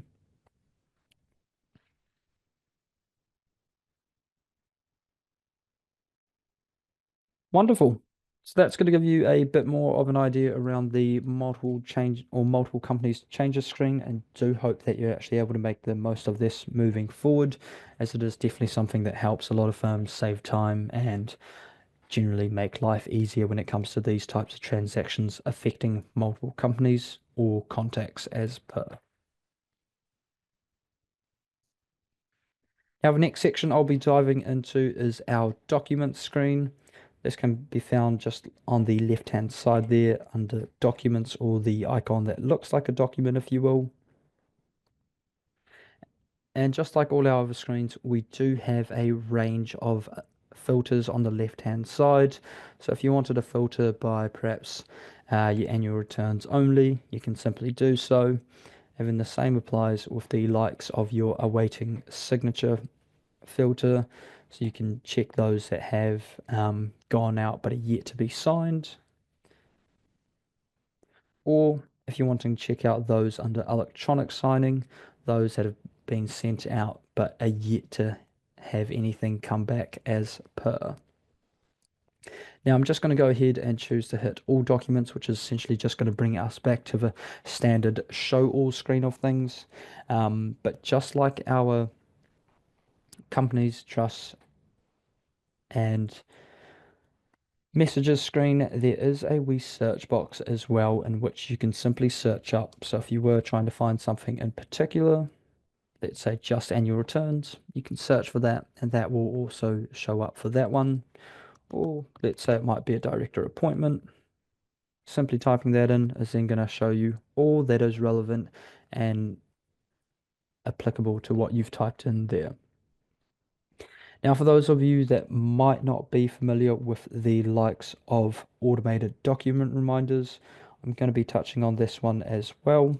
However, if you have set up any document reminders, you will see these appearing as a wee blue bell icon next to said company, and simply by hovering over it and clicking it, this is going to take you into that automated document reminder that you have set up for it. So for this one, we can see that I've got it listed there on the 20th at 9 a.m. to be sent out as an email. Now, do be sure to make the most of these automated document reminders, and as you can actually customize the email template that's used, not only in the first reminder, but also adding up to multiple ones and changing what the email template that is used in those ones as well. And of course, even the time. So if your client is particularly more free in the morning on some days than the other, do feel free to adjust that. But what CAS 360 will do is it's going to go ahead and adjust those reminders out to be spaced apart at a relatively friendly rate, if you will. So you've got your first one taking place on the 20th or 2 days after, or 2 days from now. Your next one is then 3 days after that, or 5 days from now. Third one being the likes of the 26th, and then following the 29th. So we're spaced out with about 3 days in between them, depending on when you set that one up. And once you're happy with that, you'd simply hit save, and that one will then be applied as per.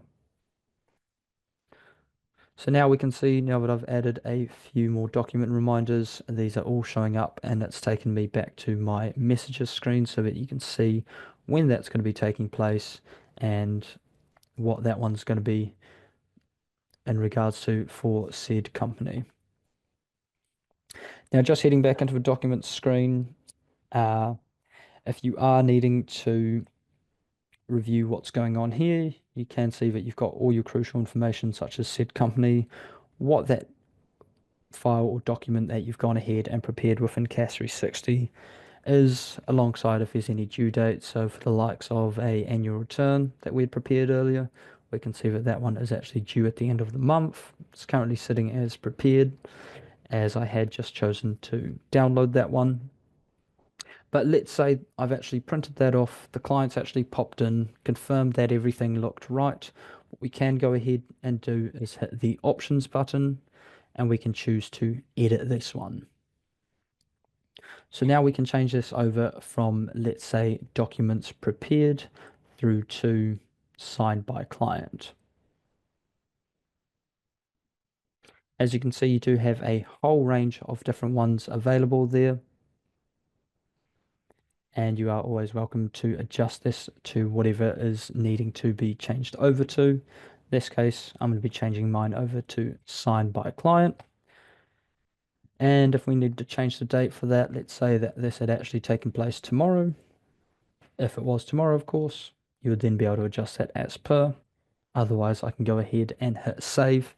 And now what we'll see is that one has been updated to reflect that the status of this has been signed. So this can be especially helpful if you do actually have some clients where maybe you send off a particular change to them, but then they've actually come back to advise you that, hey, we've actually gone ahead and manually filed this change for ourselves instead. So let's say for this company here, Superstars Pro, where we've prepared a company address and we've sent it out to them using digital signing. However, they've then called up and advised, hey, I've actually gone ahead and updated this myself manually on Company's Office. What you would be able to do is choose Edit and then change that over to likes of manually filed. So this can be especially helpful because if you've got a document reminder set up, do know that that's going to only stop once the final reminder date has occurred, or if they've gone ahead and manually filed this in the meantime before, let's say, the 20th on or our next reminder that's going to be going out, you would just want to make sure you update this. Otherwise, you'll end up sending out a notification to them when they might have already done so. However, once this is changed over to either filed or lodged, that will then halt any further document reminders taking place. Now, another helpful option along the likes of your documents and the options available there is you do have the ability to access the attachments. So what you can see here by clicking options and attachments, this is then going to take you through to show you that of the documents that have gone out from CAS 360. However, if you needed to add an additional document, let's say there's been an invoice or whatever else it may be, you would simply be able to add that one in by hitting browse and then choosing to upload said document. Now, if you did need to perhaps re-download any of these documents, you can choose to download them all, or you can even download them in separate PDF files should you wish as well. Now, on the note of covering the attachments, let's say when we have had a director appointment that's come back and that one has been signed, You will need to upload that. So if I just check out my director appointments,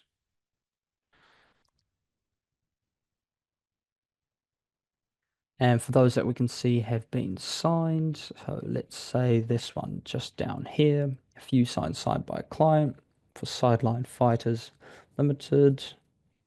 Oh, and we can always check out what that one has or what that change that has taken place has looked like by expanding on the changes button. We can see that there was the registered office address update and the director appointment for Alexia Reed.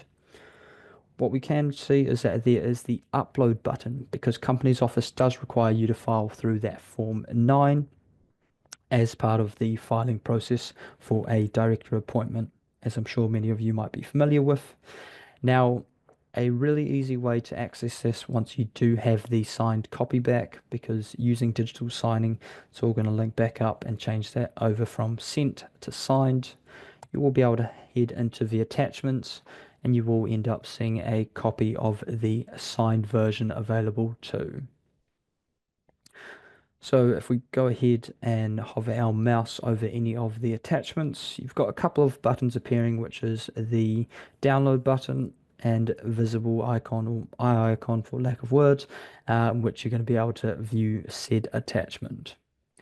So if we go ahead and view the signed copies from the company change summary, here we can see that that one has come back alongside the signature for this.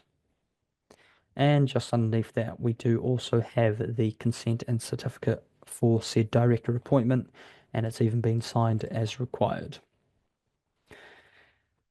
Now, a really helpful trick is if you are just looking to isolate this one document because that's the only document that you need to submit or file through with the director appointment, as per that little upload button that you saw next to the uploading option, or document change, I should say.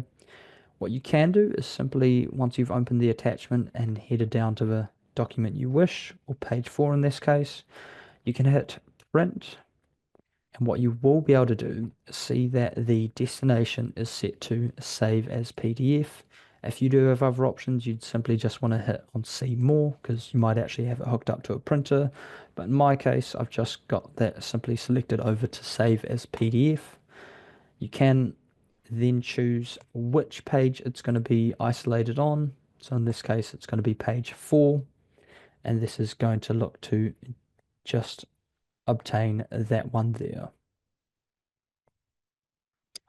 Now do bear with me as it is looking slightly funny with what I'm actually seeing on here, but that's all right. I was going to say once we did have our document set up, would typically just be showing as that whole one there. Seems to be having a little bit of warning though. You would simply hit save, and then that one will be isolating just the one document. Once we've got that file isolated and saved as per, what you can then look to do is go ahead and upload that using the upload button. You can then go ahead and choose that isolated or saved version of said director appointment, dropping that in, saving it, and then going ahead to lodge that through to Companies Office. Now, some of the other helpful pieces around the documents especially lie in the ability to send off individual document reminders or set up document reminders from here. So let's say with this dividend, actually, now we'll go ahead and we'll follow up on the annual return document here. Once you hit options, you will actually also see that you can choose to send a document reminder. Simply clicking on this is then going to pull up the option to send off the document reminder for said company, and we can even choose to reattach those documents. Let's say this is a client where we have them sign off the annual return before we go ahead and file, or you just simply need them to come back to you to advise that there are no changes required and it is good to go ahead and be filed. Once you're happy with that, you'll simply choose to hit send. But once again, you're always able to adjust what template's going to be used and if there's any other preferences around this as well. Hitting send is then going to take you through to the very familiar email preview screen, which is just letting you know that, which is going to let your client know that this is a reminder for said document, in this case, the annual return documents. Once you're happy with that, you're able to hit send. But let's say if it was something really urgent, can even type into it and say, please return today, or whatever else it may be that you're wanting to sort of stress that urgency around said transaction. Once done, hitting send, and that will then make its way out to your client.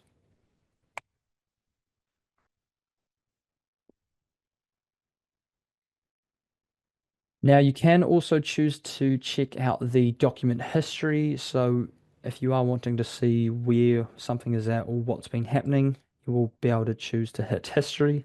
That's then going to give you a bit of an idea as to when that document was prepared, when that one might have been signed, or whatever else has happened during that workflow in that process as well. So this can be particularly helpful if you're waiting on a particular document where you can see that, hey, this one for the annual return was signed by said client earlier this month, but when had I had actually sent that one out? Okay, cool. I had sent that out the same day. That was actually signed then by the client on the same day, even just later that afternoon. So it's going to give you a little bit of a snapshot into a whole lot of helpful information if you are wanting to check up on a particular client and maybe their communication speed, preference, or whatever else it may be. And sometimes you'll find some clients can take a little bit longer, and with those ones, you can look to set up some of your automated document reminders on them as well. Now, that gives you a bit of an idea around the documents screen and the global document side of things, but you do also, as mentioned, have a whole bunch of filters to purely filter that down to what you need. And alongside that, you've got the documents review button. So this is essentially just going to give you a snapshot as to any documents that you've prepared that have either then gone ahead and been sent out for review by a reviewer. Something I haven't covered just yet, but this is where you will go ahead and find these. So if there's been something reviewed by another colleague and it is good to go out, it'll show as accepted, and if not, it'll show as rejected, and obviously requesting for further adjustments or changes needing to be done, and those pending are still yet to be done.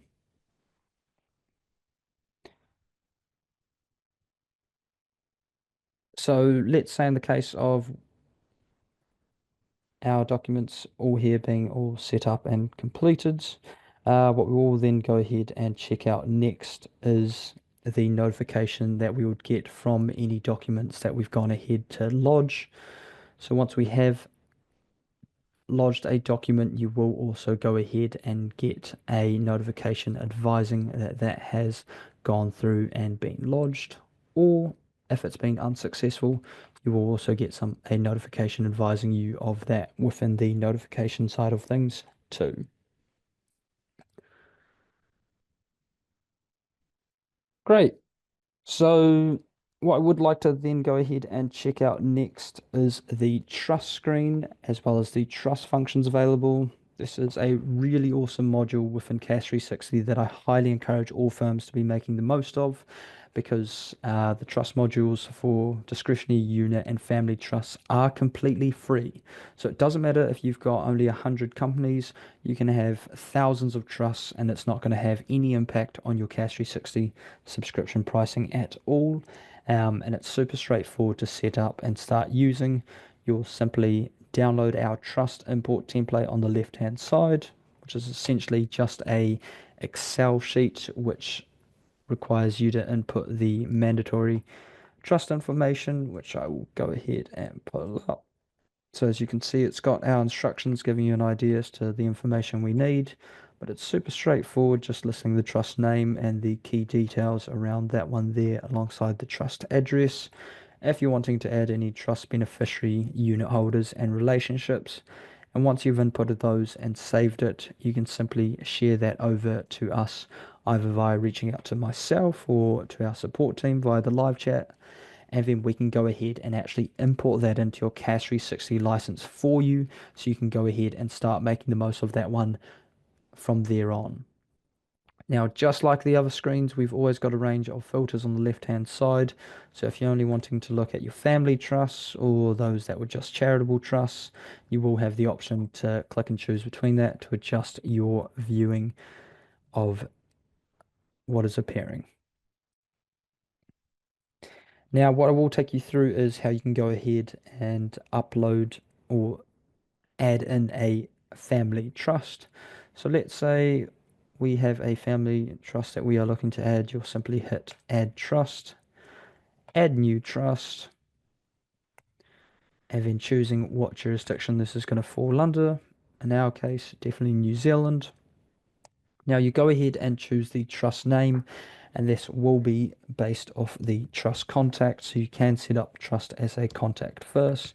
However, if we haven't already got that one done, once again, just like all the other transactions where it's in looking for a contact or company, you will be able to set that up as a new contact so it can then be pulled through. Nice and simple as well. We can see that you'll be able to add in the key information for said contact. But in this case, I've already got one set up and that I'm going to be using in mind, and that is our CAS training trust. From here, we can go ahead and set it up as the family trust, but you do have a range of other options that are going to be helpful, such as if it is a unit or charitable trust, of course. But in this case, just using family as the example, setting the date that it was formed as. In this case, I'll leave it as per today, inputting a meeting address, and we'll go ahead and choose Lake Tekapo. Now, if the trustee is a company managed in CAS 360, we'll leave that toggled on and you'll be able to simply search for said company, and that will then allow you to pull it through as per. If not, you can have that toggled off and you can choose the contact that it would be applied to if the trustee is a individual or contact itself. So I can go ahead and choose Ronald Lopez once again, and it's going to show the trustee appointed date. And if you need to adjust that as per, you will be able to do so once again. There is the option to add labels as well. So if you did have a particular label you would like to be applying to this, you'll simply search for that label and that will then be applied. If you've already got that label set up, that is. Otherwise, I'm just going to leave it as without one, and we'll go ahead and choose to save that as per. Awesome. Now we can see that the trust has been added in, and what we will see is that the CAS Training Trust has been listed up the top. It even goes as far as to show the trustee as well as the date formed. And you'll also get the option to add an alert once we've actually got an individual properly added in, and their compliance section will then appear. As you can see, we do have the compliance alert available for trusts. So if you've got any identity documents that have been attached, this will then show, and if they've then got ahead and expired, you'll even get a nice little notifications around this one as well. Now, do bear in mind you can also customize this screen that you're seeing. So if you want, you can choose to filter these columns. Let's say we don't want to see the formation date, we don't want to see the labels, or whatever else it may be. You can simply choose to toggle on and off those up to 6 options at once. And once you hit save, we can now see that labels have been removed, and I'm just simply seeing the other bits and pieces that I did wish to have come through. Awesome. So what we will look to do is check out some of the trust transactions such as trust acquisitions, but I would also like to show you how you can go about adding in a trust relationship. So if you go through and click on it, it's going to be very similar to that of the company screen. And once you've clicked into a company, this time you've got your trust details as well as the option as being able to upload the trust deed, which I know is very helpful for a lot of our clients that use the trust side of things. Any other details such as incorporation place and client number, should they have that. Any tax details you wish to list up against this trust, and relationships. So here we can see that I'd added Ronald Lopez as a trustee earlier. Goes as far as to show that date, and if I need to even refer to Ronald's information at a quick glance, I can hover my mouse over the purple information icon, and it's going to go ahead and show me what that looks like at a snippet. And if there was any changes or updates I need to make, you can go ahead and choose to click Go to Contact. Now we'll go ahead and look to add in a new trust relationship.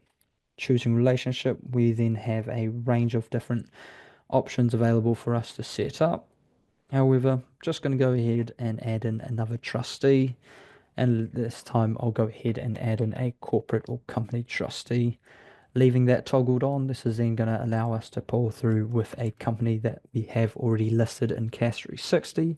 So in this case, it's going to be RMW Limited. And then we can go ahead and set that up and save it as per. And if you need to adjust any of those details there, you are able to, of course.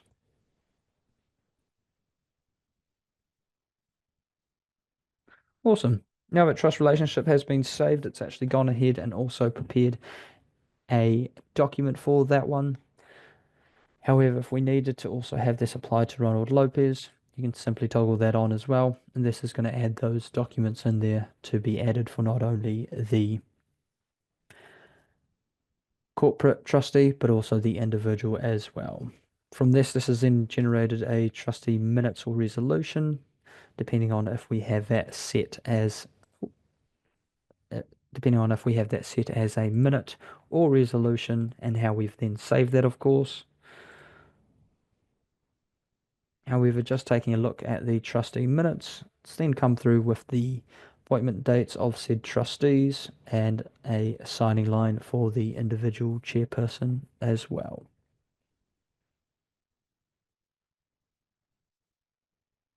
Top of that, you do have your register of trust relationships, which is then going to be updated to include those recently made changes.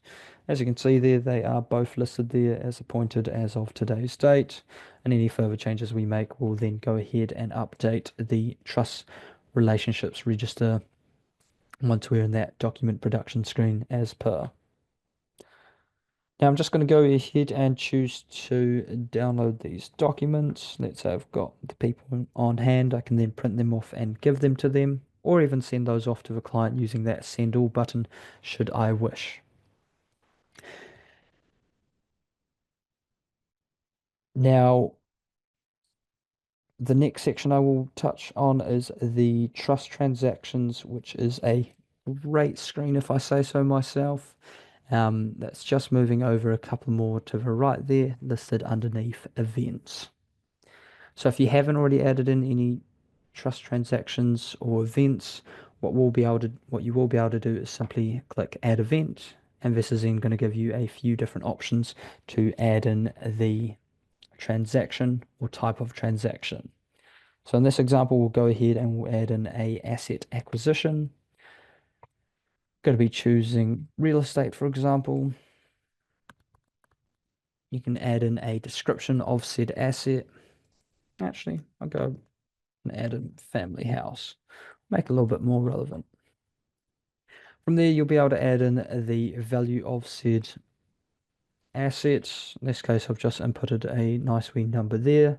You can also choose the details of the acquisition, whether it's been settled in or other, depending on the type of transaction for it. Of course, you can add in any notes, and once you're happy with all of that, you'll choose to hit save. Once that's done, that is then going to create this really awesome screen that gives you a whole lot of awesome information from a really quick glance. So we can see that we've now had $1 million worth of assets now added in. And if we went ahead and actually added in further transactions such as a loan or even the likes of any income transactions, this is then going to go ahead and update the loans and income sections to reflect those numbers. And if you've got any liabilities from anything else as well, this will also go ahead and be updated as per. But just like all the other workflows within CAS 360, however, you can see that we've gone ahead and prepared forms for this. So what you will then see is, once again, you've got any documents that are related to said transaction now being automatically created. And if we go ahead and check out the register of trust events, that now has this included, and anything that we go ahead and add in moving forward, we'll go ahead and update the register of trust events that can be found on this trust too. Now, one area I might have actually skipped over previously, actually, and I do apologize for that, but it is the reviewer's email. So you might have actually heard me mentioning the likes of review documents, review document side of things under the documents tab. And that is when you simply choose to flag documents to be reviewed, where you can input a reviewer's email. So this is going to be really helpful. Let's say if you are preparing any transaction, as this is available on all of our transactions. However, before you have that one go out to a client, let's say it might be an annual return or something similar, or even the likes of this trust transaction, where it's a really important client of yours in which you want to make sure everything is correct, and you've got an intern or someone new to the workforce that is preparing this change, you can simply choose to toggle on flag documents to be reviewed, and they will then be able to add in the person that this is going to go ahead and make its way out to for review before it actually makes its way out to the client. Now, if the reviewer does actually choose to reject it, it's not going to then make its way out to the client. However, if the reviewer accepts that everything looks okay and is good to make its way out, it will then proceed and make its way out to said client. Now, just as I'd mentioned earlier with the likes of our document templates, you can also adjust the email template.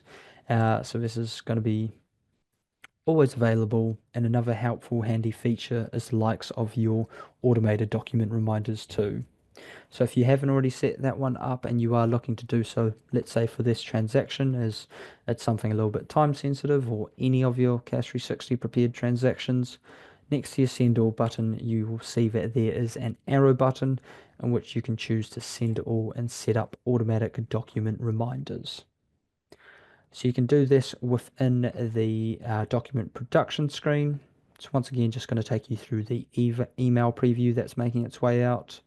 And then this is going to then bring up your automated document reminders you can have set up for this, just like that. And similar to what we went through earlier, you can set up as many as, I believe, 6 reminders for said transaction, and even adjust the email templates and dates that it's going out or times it's going to be going out to. And once you're happy with that, you'll simply hit save to do so.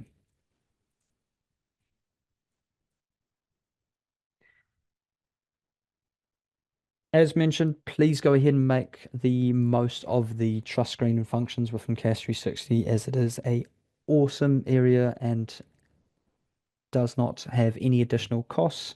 So be sure you're utilizing all the functions within here, as it is going to be of great use if you've managed trusts at your firm especially.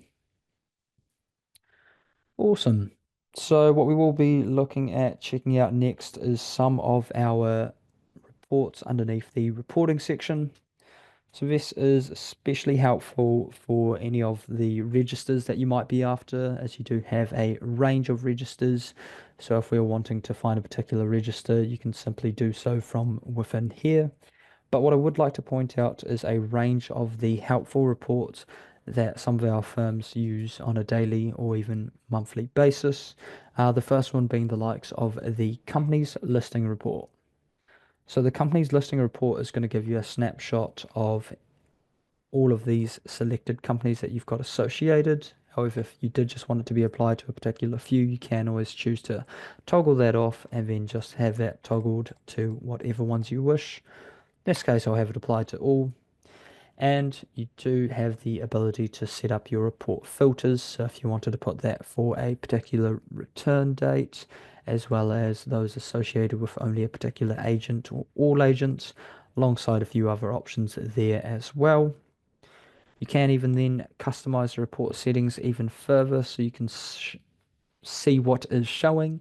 So if you did want to show the jurisdiction, or if you did want to show the partner or not, as well as the likes of any other bits and pieces that are available. I believe you're able to set up to about 10, so you are able to definitely set up this with a whole lot of helpful information, but catered to what you do want to see. Now, once you're happy with that, you can choose to export that out as either an Excel format or PDF.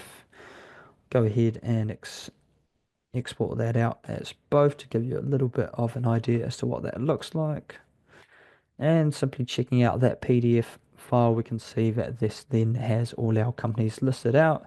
And if we're, let's say, just wanting to get a bit of a snapshot as to when their last annual return was filed, similar to the annual return listing report, but also going ahead to show even more information, such as if that company is still registered, or any other bits of information that might be helpful, such as any labels you've got applied to said company.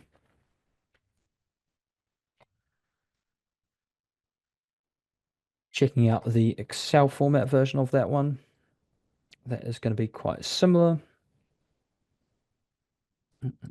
Mm. Fortunately, mine seems to be taking a little bit of a while to load, so I might opt to skip over that one. Apologies. But yeah, as mentioned, you do have a range of different options to be able to export that out as needed. Now, the next report I would like to point out is the company report. So this is just going to give you a really helpful snapshot of a company or range of companies should you select multiple. In this case, we'll just go ahead and select a couple for this example. Can also choose if it's going to be filtering via your registered companies or removed companies only. In this case, actually, we'll just stick with our registered companies, choosing the ones we would like that to be applied to. If we wanted to adjust the report settings further, you will be able to once again. And once we're happy with that, we'll be able to go ahead and export that out, either as a PDF or Word document this time.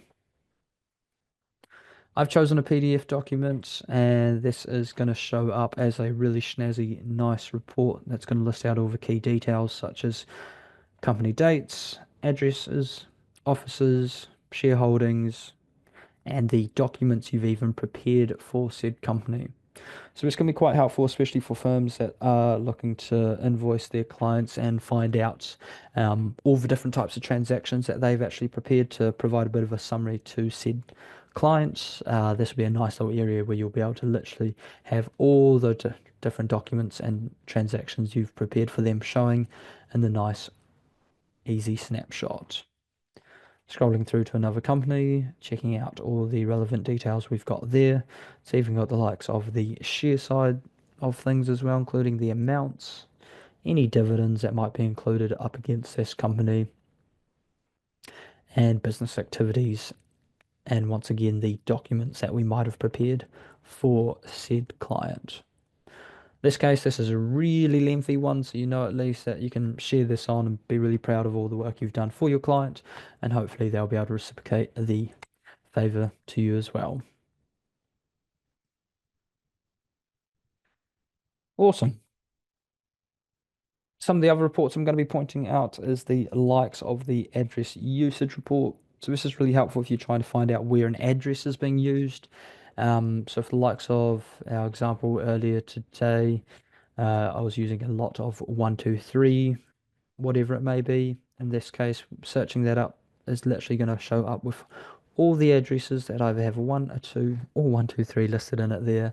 And as we can see, it's going to be quite good to check if you've got any duplicate addresses, or if you're actually just wanting to see, let's say, where this one particular address is being used and who it might be associated with. Once again, choosing what format you'd like that to be exported out as.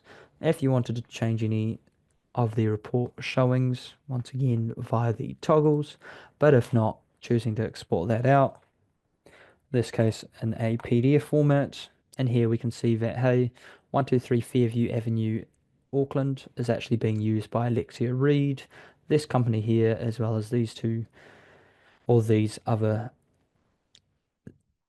sections as well. For Alexia, it's listed as a change that's being processed, so it's currently being changed over for her in the multiple change screen. For the company, it's actually the current company address. For a trust, it's their meeting address, and for the likes of the others, listing out where it's listed for them, and in this case, the residential address. Do be sure to make the most of that report, as I do hear that that one especially can be quite helpful, because I do know that you can get a lot of addresses and variations on hand. So if there is just a particular address or a street or whatever it may be that you are looking for and finding out who it's associated with, the address usage report underneath other report is going to be great to do so. Now, the last report I'm going to be delving into is your people group report.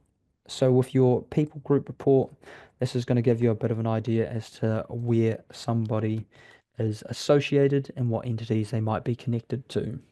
So using the poor example of Ronald Lopez once again, we can see if I just search in Ronald, it's going to come up with anything that is of similar matching. I'm going to go ahead and choose Ronald Lopez in this case, export that out. And when we take a look at that, this is showing us where Ronald Lopez is associated, what his current address is, as of what dates, if he's listed as a director on any companies, if he's got any shareholdings, and where he is listed as a shareholder.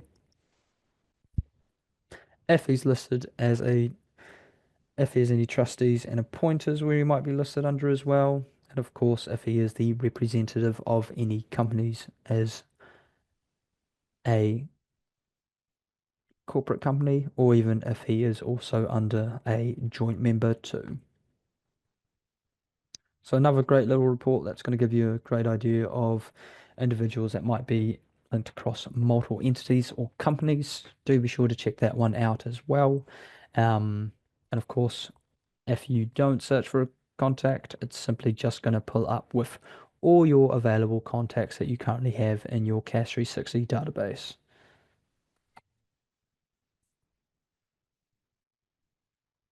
Great. So that actually ends up wrapping us up for the likes of the report section. The next area I'll be delving into is our setting side of things. But as mentioned, please do check out our reports. There are a whole lot of great options on hand, and I do highly suggest that you do so to help make life easier or track down that key information as needed. So to access your settings, you'll simply head to the settings cog, which is under the left-hand side listed as settings. We were in here earlier, and this is going to take us to the lodgement agent tab where we can see what agents we have on hand. And if we need to add another one, simply doing so via the add agent section.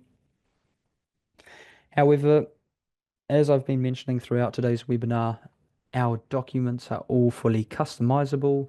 So you can see that CAS 360 has a huge range of documents available on hand that allow you to customize these as per the firm's liking and preference.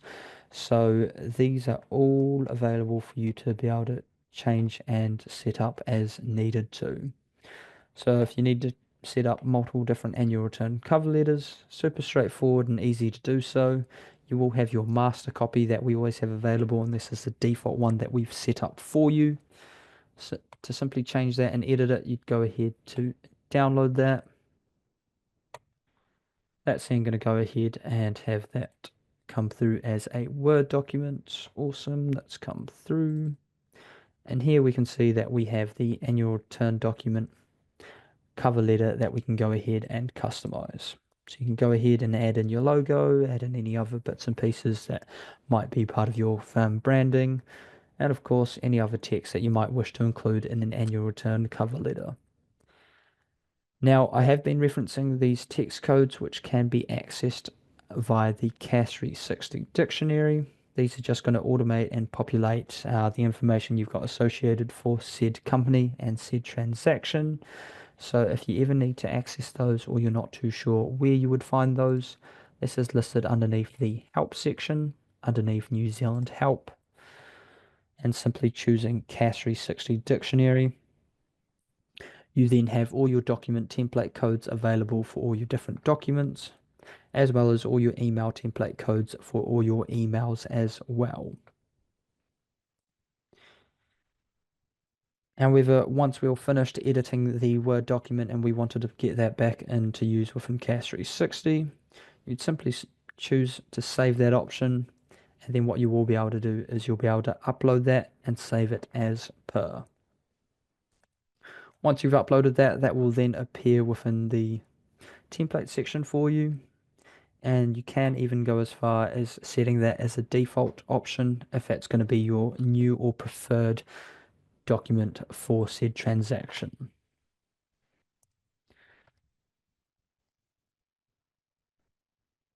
Now, the next section I'll be checking out is our email templates. This is even more straightforward than customizing in regards to the templates available because you can simply go ahead and click on the template you might be wishing to edit.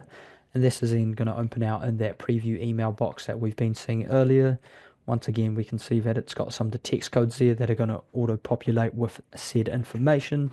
So this will pull through with the client's name saying Dear Client, the 2025 annual return and supporting documents, etc., etc., etc., alongside then noting the firm name down the bottom as well.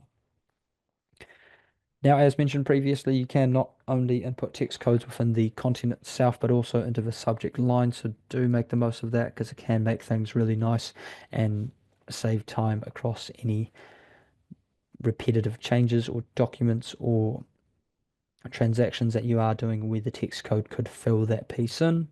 And once you're done with that, you'll simply hit update and that will then be applied and saved as per. And you do have a few different email templates on hand available to be customized. And one thing I would like to point out is to those maybe not using digital signing, or if you are using digital signing, do bear in mind that there is a different email template for digital signing versus that of non-digital signing. Just as the digital signing template does also work in with the digital signing process, so hence why it's just slightly different there. But once again, it does also list out that this is an annual return that is going to be digitally signed.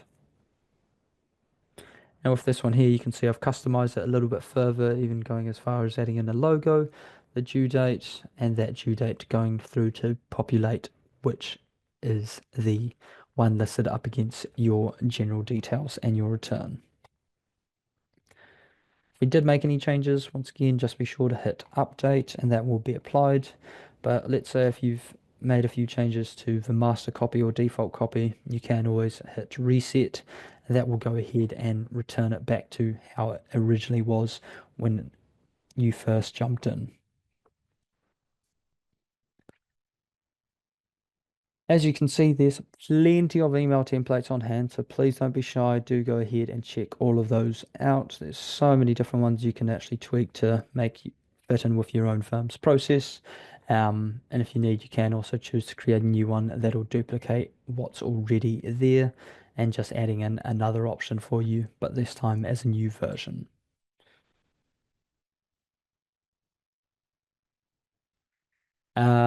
So we don't currently have SMS templates available, but as mentioned, this is something we are looking forward to hopefully bringing out later this year. So hang in there for now, and we look forward to hopefully bringing you some exciting news around that at a later date.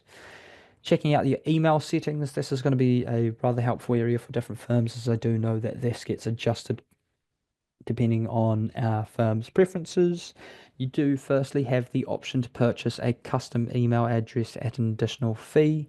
And so you can really set that up to align with your firm's branding and, of course, have everything all along the same streams of how you've previously communicated to your clients before CAS 360, or if you set up a new email that you're using to do so. Otherwise, some other great options is the toggles you've got down here, which allow you to use the user's full name as the sender name. So if you've got that applied, that will send out as Ra Williams. And if you want to check your user, you'll just simply hover over the person icon on the top right. So that means in the email sender field, that'll show as Ra Williams. However, once it's toggled on, apologies. However, if we toggle that off, you will be able to go ahead and change that. So if we want the sender to be slightly different, we'll be able to adjust that and set that up as per.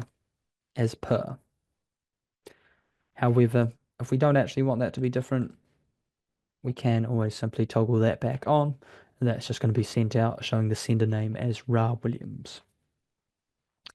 That's not to get it confused with the actual email address itself. This would still, if clients click onto the email, this would still be the CAS 360 email address that's being sent out from. but you can choose to customize the email sender name or alternatively purchase a custom email address option too. Now, your second toggle is the ability to be able to use the username as the reply to address. So if that's toggled on, when they go ahead and reply to that email address, it'll actually reply to said user. So in my case, it'll send me back an email. But if you change this, you can actually toggle on and put in a different or separate email so that when clients choose to reply to that one, it's actually going to your preferred or alternative email reply address. Another couple of helpful options include the option for you to be able to choose where the documents that are set for review are being sent from, whether it's being sent from the reviewer. So let's say you've chosen to have some documents go out to be reviewed by a manager or partner of the firm. They're happy for them to go out. If it's set as a reviewer, that'll go out from yourself who have prepared them. However, if you'd like it to go from the preparer, you can choose to, oh, sorry, vice versa actually. If it's set to reviewer, it'll end up going out from the partner that's then reviewed those documents. If it's set to a preparer, that I've sent through to the partner to review, and then the client, then he's approved those to go out to the client. That will show that it's come from myself, who is the preparer. Hope that makes sense. A little bit of a tongue twister, but nonetheless, do be sure to check these options out. Down the bottom, you do also have the ability to automatically CC in partner or manager contacts, or even BCC them in as well. So if you've set up any partner and managers, this is definitely going to be something you'll be able to make use of if of interest. And lastly, you are also able to CC billing contacts on annual return emails for electronic signing as well. If you've made any changes though, do just be sure to hit that save button, and those will then be applied moving forward. And as I have mentioned a few times throughout this webinar, the electronic signing options that are available include DocuSign, Adobe Sign, and FuseSign. I've been using FuseSign in my example today as it is one of the more commonly used digital signing integrations. And we do love the ease of this, as you would have seen in my earlier workflow today. However, if you do have multiple ones there, you can choose which one will be your default. I've simply got FuseSign set as my default one there, but you will also see if you haven't got any active or set up yet, simply showing up as unauthenticated or non-active. But I've got these two set up and yet to set up my DocuSign option there.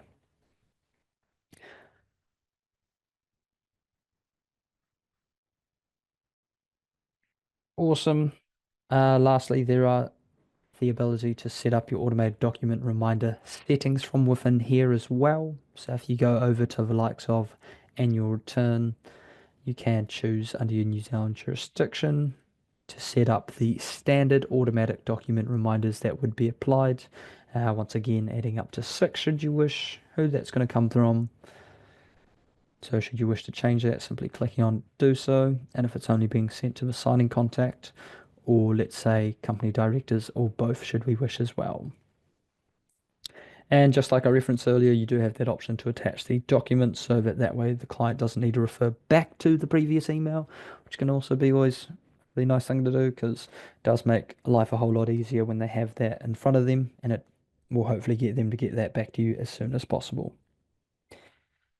Now you can also apply this to particular labels, so if you have any labels set up, these will simply appear in here, and you can have those set up for particular ones if you have them set up already as well.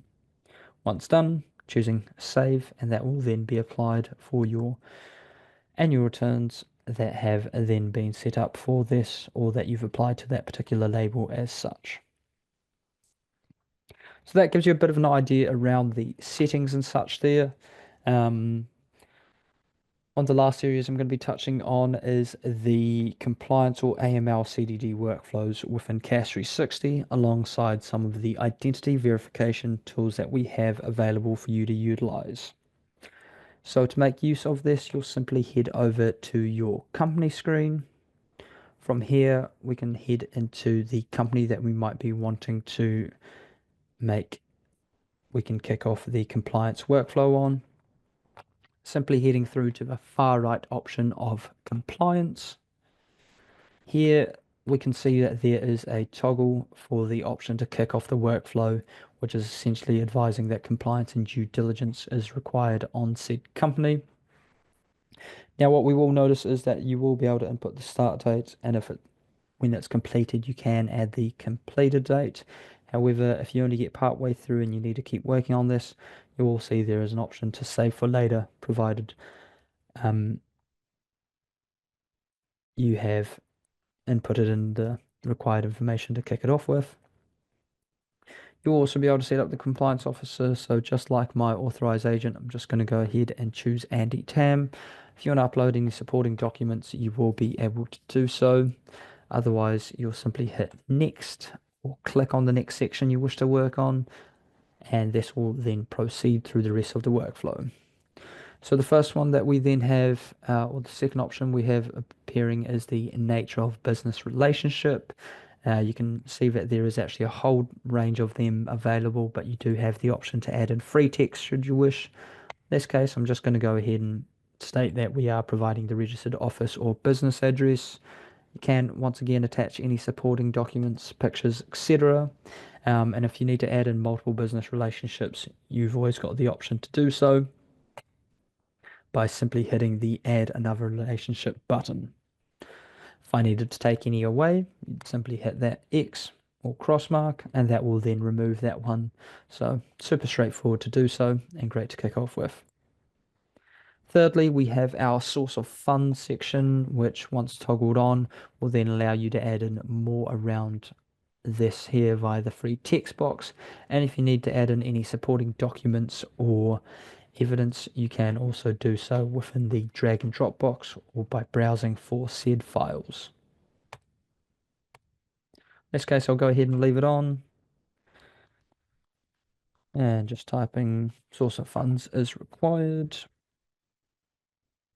proof attached, and then say I could go ahead and upload the supporting files or pictures for this. Awesome. Now, what's really clever about the compliance workflow within CAS 360, and this is applied not only on your companies, but also within each contact as well, is that when you're doing your compliance underneath the company, it will actually pull through with all your individuals that are listed as directors as well as shareholders. So earlier we appointed Ronald Lopez as a director and also did some shareholdings for him. He is now appearing under the individuals section, and it will also list out his shareholding percentage and if he is a director, as well as the remaining showing as joint shareholders and what Alexia's percentage of shareholdings are too. So if you did need to have compliance and due diligence checks applied to these individuals, you'll simply have that toggled on. This will then allow you to complete whether a PEP check and source of funds is required and adding in said information. And of course, to add in any identification documents, you will have a range of options there. And we have also just recently released the New Zealand firearm license option, as we've heard that from a few different firms. Otherwise, one of the more commonly used ones is, of course, the passport and driver's license.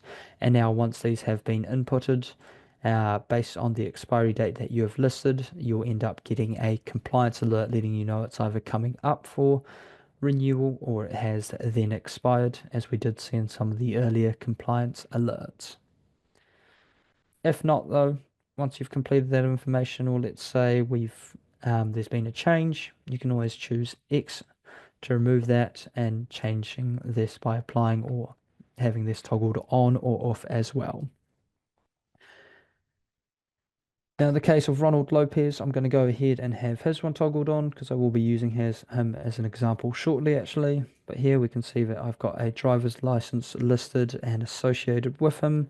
And this is all pulled through from what I set him up as a contact earlier, prior to the webinar, that is. However, this is all now pulling through. And if we need to refer to this or add in any other information, we can simply choose to click the information icon, and this will then take us through to the contact page, and we can edit that further or add in any additional details too.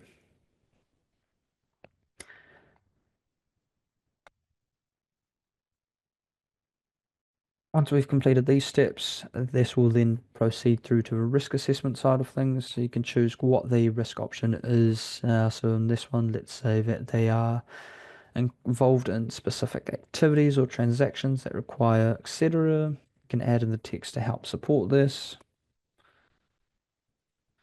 Any documents as per, and if you wanted to add in multiple risk options, you can also do so. So let's say it's also a cash intensive business.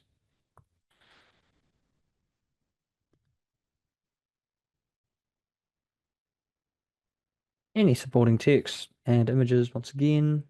And then lastly, it's going to bring you down to apply the overall risk rating for this client. So you can choose to either set it as you would like. In this case, I'm just going to go with medium to medium high.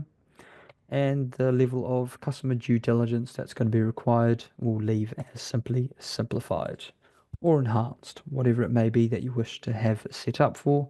You will be able to choose from between those options. Lastly, you can always add in any other notes as well, so these will then appear in the notes section up against the company. So if you've got your notes filter applied, that will then be able to show up as a wee blue square icon. If not, you always see these notes when you refer to it within the compliance section. And lastly, you've got your risk review completed by section. So with Andy Tam once again, leave that date completed as per today. And if everything is looking good, you'll see it all show up as green. Our CDD section is also needing to be updated to completed date as today. And now we can see that that's changed over to green. So everything is completed.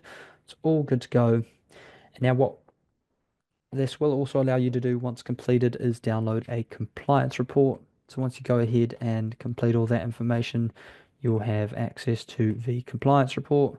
Now I have only just set this one up, so it looks like it's not pulling through just yet, but I will be able to hopefully have that pull through shortly. And if not, you can always access this from the report section, where you can go ahead and pull a compliance report through for any company you have set it up for.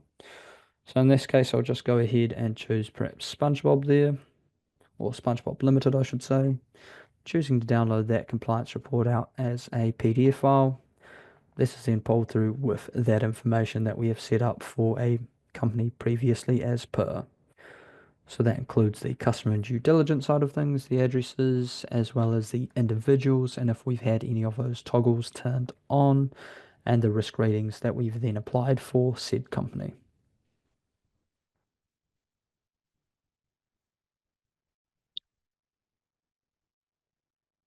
Awesome. So that gives you a bit more of an idea around the compliance workflow available for the companies. However, I did also mention that we do also have some identity verification tools available for you to use. So you have two great options available there, and you can check these out via the verify identity option. So the first one is our very own BGLiD, which we have created in-house, and we've got a range of different options for you to use through there. Our second is our integration with CloudCheck. So if you've got a CloudCheck subscription, you will also be able to use the CloudCheck identity verifications through here as well. Simply selecting what one you are looking to utilize, you'll then be able to proceed with that process. Now, I would actually like to show you how this looks and what the client would actually go through. So I'll run through this process. But if you don't have the identity verification documents, you will be able to choose the request ID verification option, and that's then going to send an email off, and this is the demo process I will be showing you.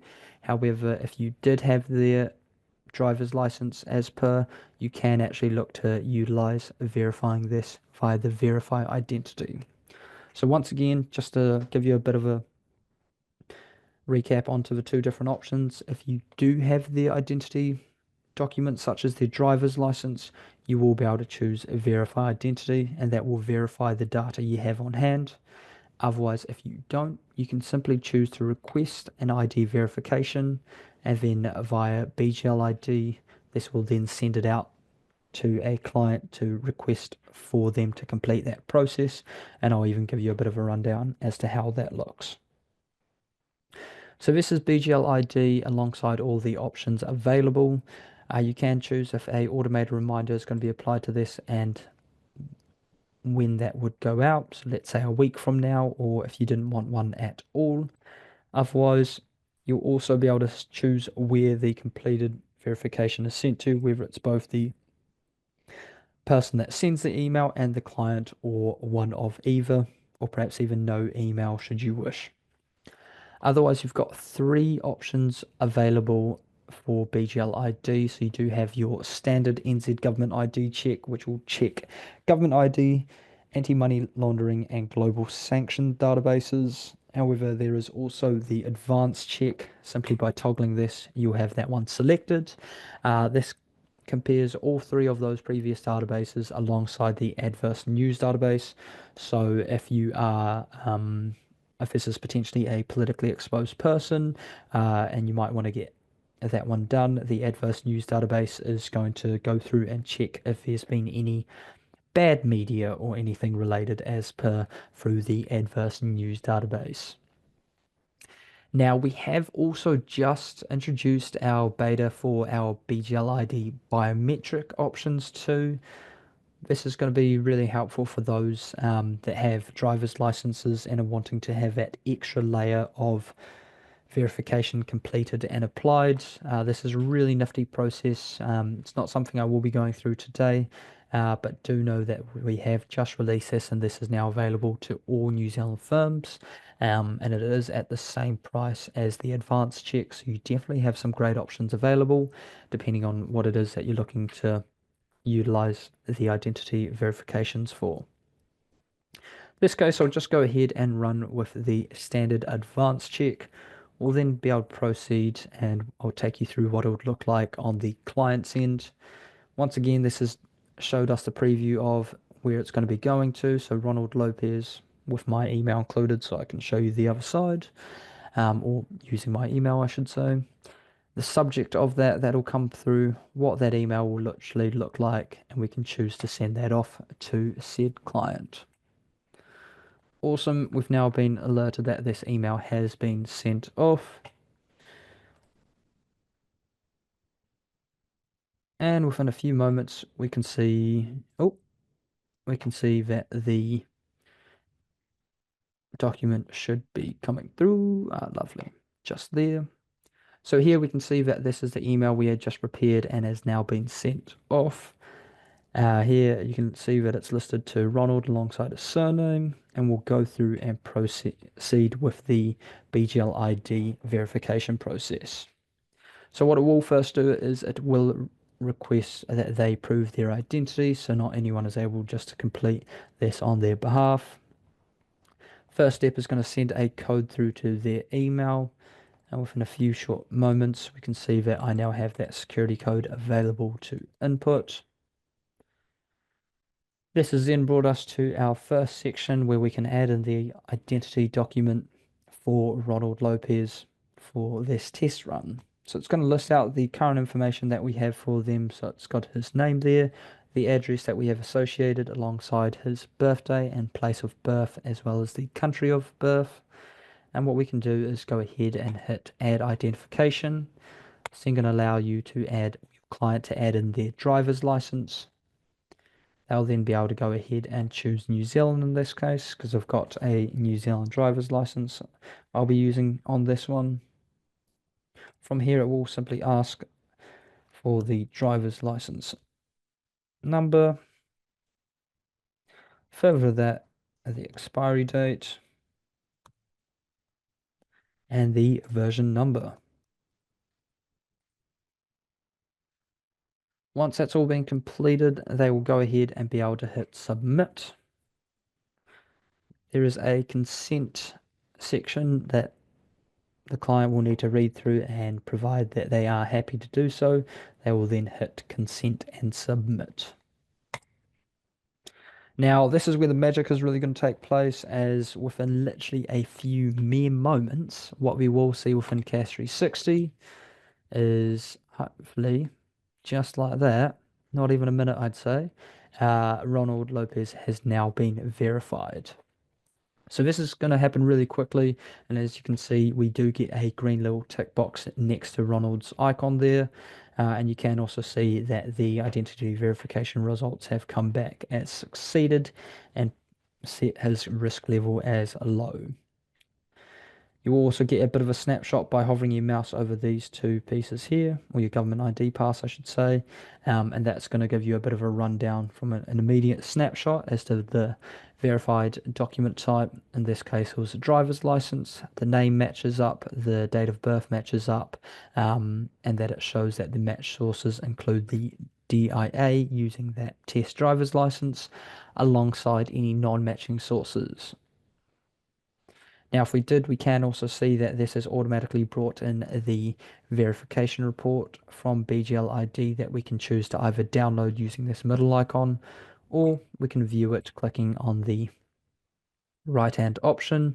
And this is then going to provide you with a nice verification report that covers essentially that snapshot in a bit more detail. Now, if you are using biometrics, it will actually then advise underneath the biometric check that the biometrics have been performed, the status of if that was successful or not. However, because I've just done the advanced check, this is alerting us of the databases that it's been checked up against and whether it's and what type of document that was used and if that's been a pass or fail in this case. Now it is dated and timed as well, so I do know that's going to be really helpful in regards to keeping on top of compliance requirements, as some of these pieces can be very helpful and information needed as such. But what you will also see is you can always access this either underneath the compliance section for these individuals, or you can even apply this via the contact screen on the left-hand side. And you've even got filters on the left-hand side that will allow you to see any that you've attempted to verify that have come back as a failed. So we were just looking at a successful verification. Now we can see when I tried to apply the same test driver's license to Bart Simpson, it's actually come back as a failed, crazy enough. And now they're showing as both the sources non-matching across the New Zealand driver's license for the DIA and the Australian government ID. And of course, it's let us know that, hey, the names and details just don't match up with the driver's license that's been inputted.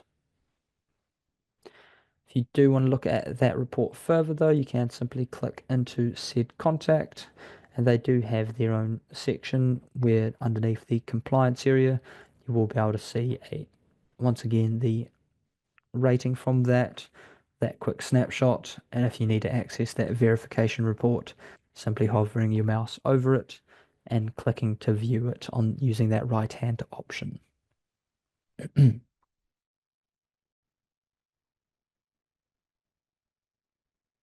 Awesome.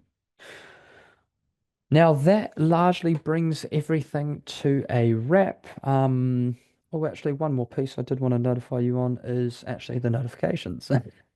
So speaking of notifying, you will actually get a notification to let you know regarding the BGLiD verification process.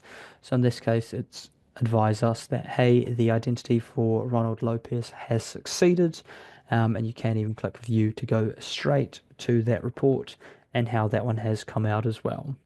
So just another little nifty piece I wanted to point out because it's definitely going to be of help, especially if you have a really busy day where you're going through a lot of different changes, perhaps verifying a few different people and you're wanting to track exactly what is going on and how that one has come out, you will be able to do so. But otherwise, that is largely everything from today's session. Hopefully, I haven't gone too fast and my voice hasn't burned too many holes in anyone's ears. But I do really appreciate you all coming along today and do hope that you've managed to take away a few learnings or two, or perhaps even gotten more familiar with different areas within CAS 360. Now, I will be making sure to take some time to stick around for an extra 5 to 10 minutes. So if you've got any further questions, you are more than welcome to send those through via the Q&A chat box. But additionally, if there was anything else you wanted to follow up on, if you haven't got anything as of this moment, please do feel free to refer to me via my contact details as listed on the screen. So it's rwilliams@bglcorp.co.nz. That was rwilliams@bglcorp.co.nz. And both myself and the team will be more than happy to answer any remaining questions as per. But yeah, otherwise, we really do thank you for coming along today and do wish the rest of the day treats you well. Who knows, maybe it's time for a little bit of lunch or into the rest of a busy working day. But yeah, look forward to hopefully catching up with you again sometime soon.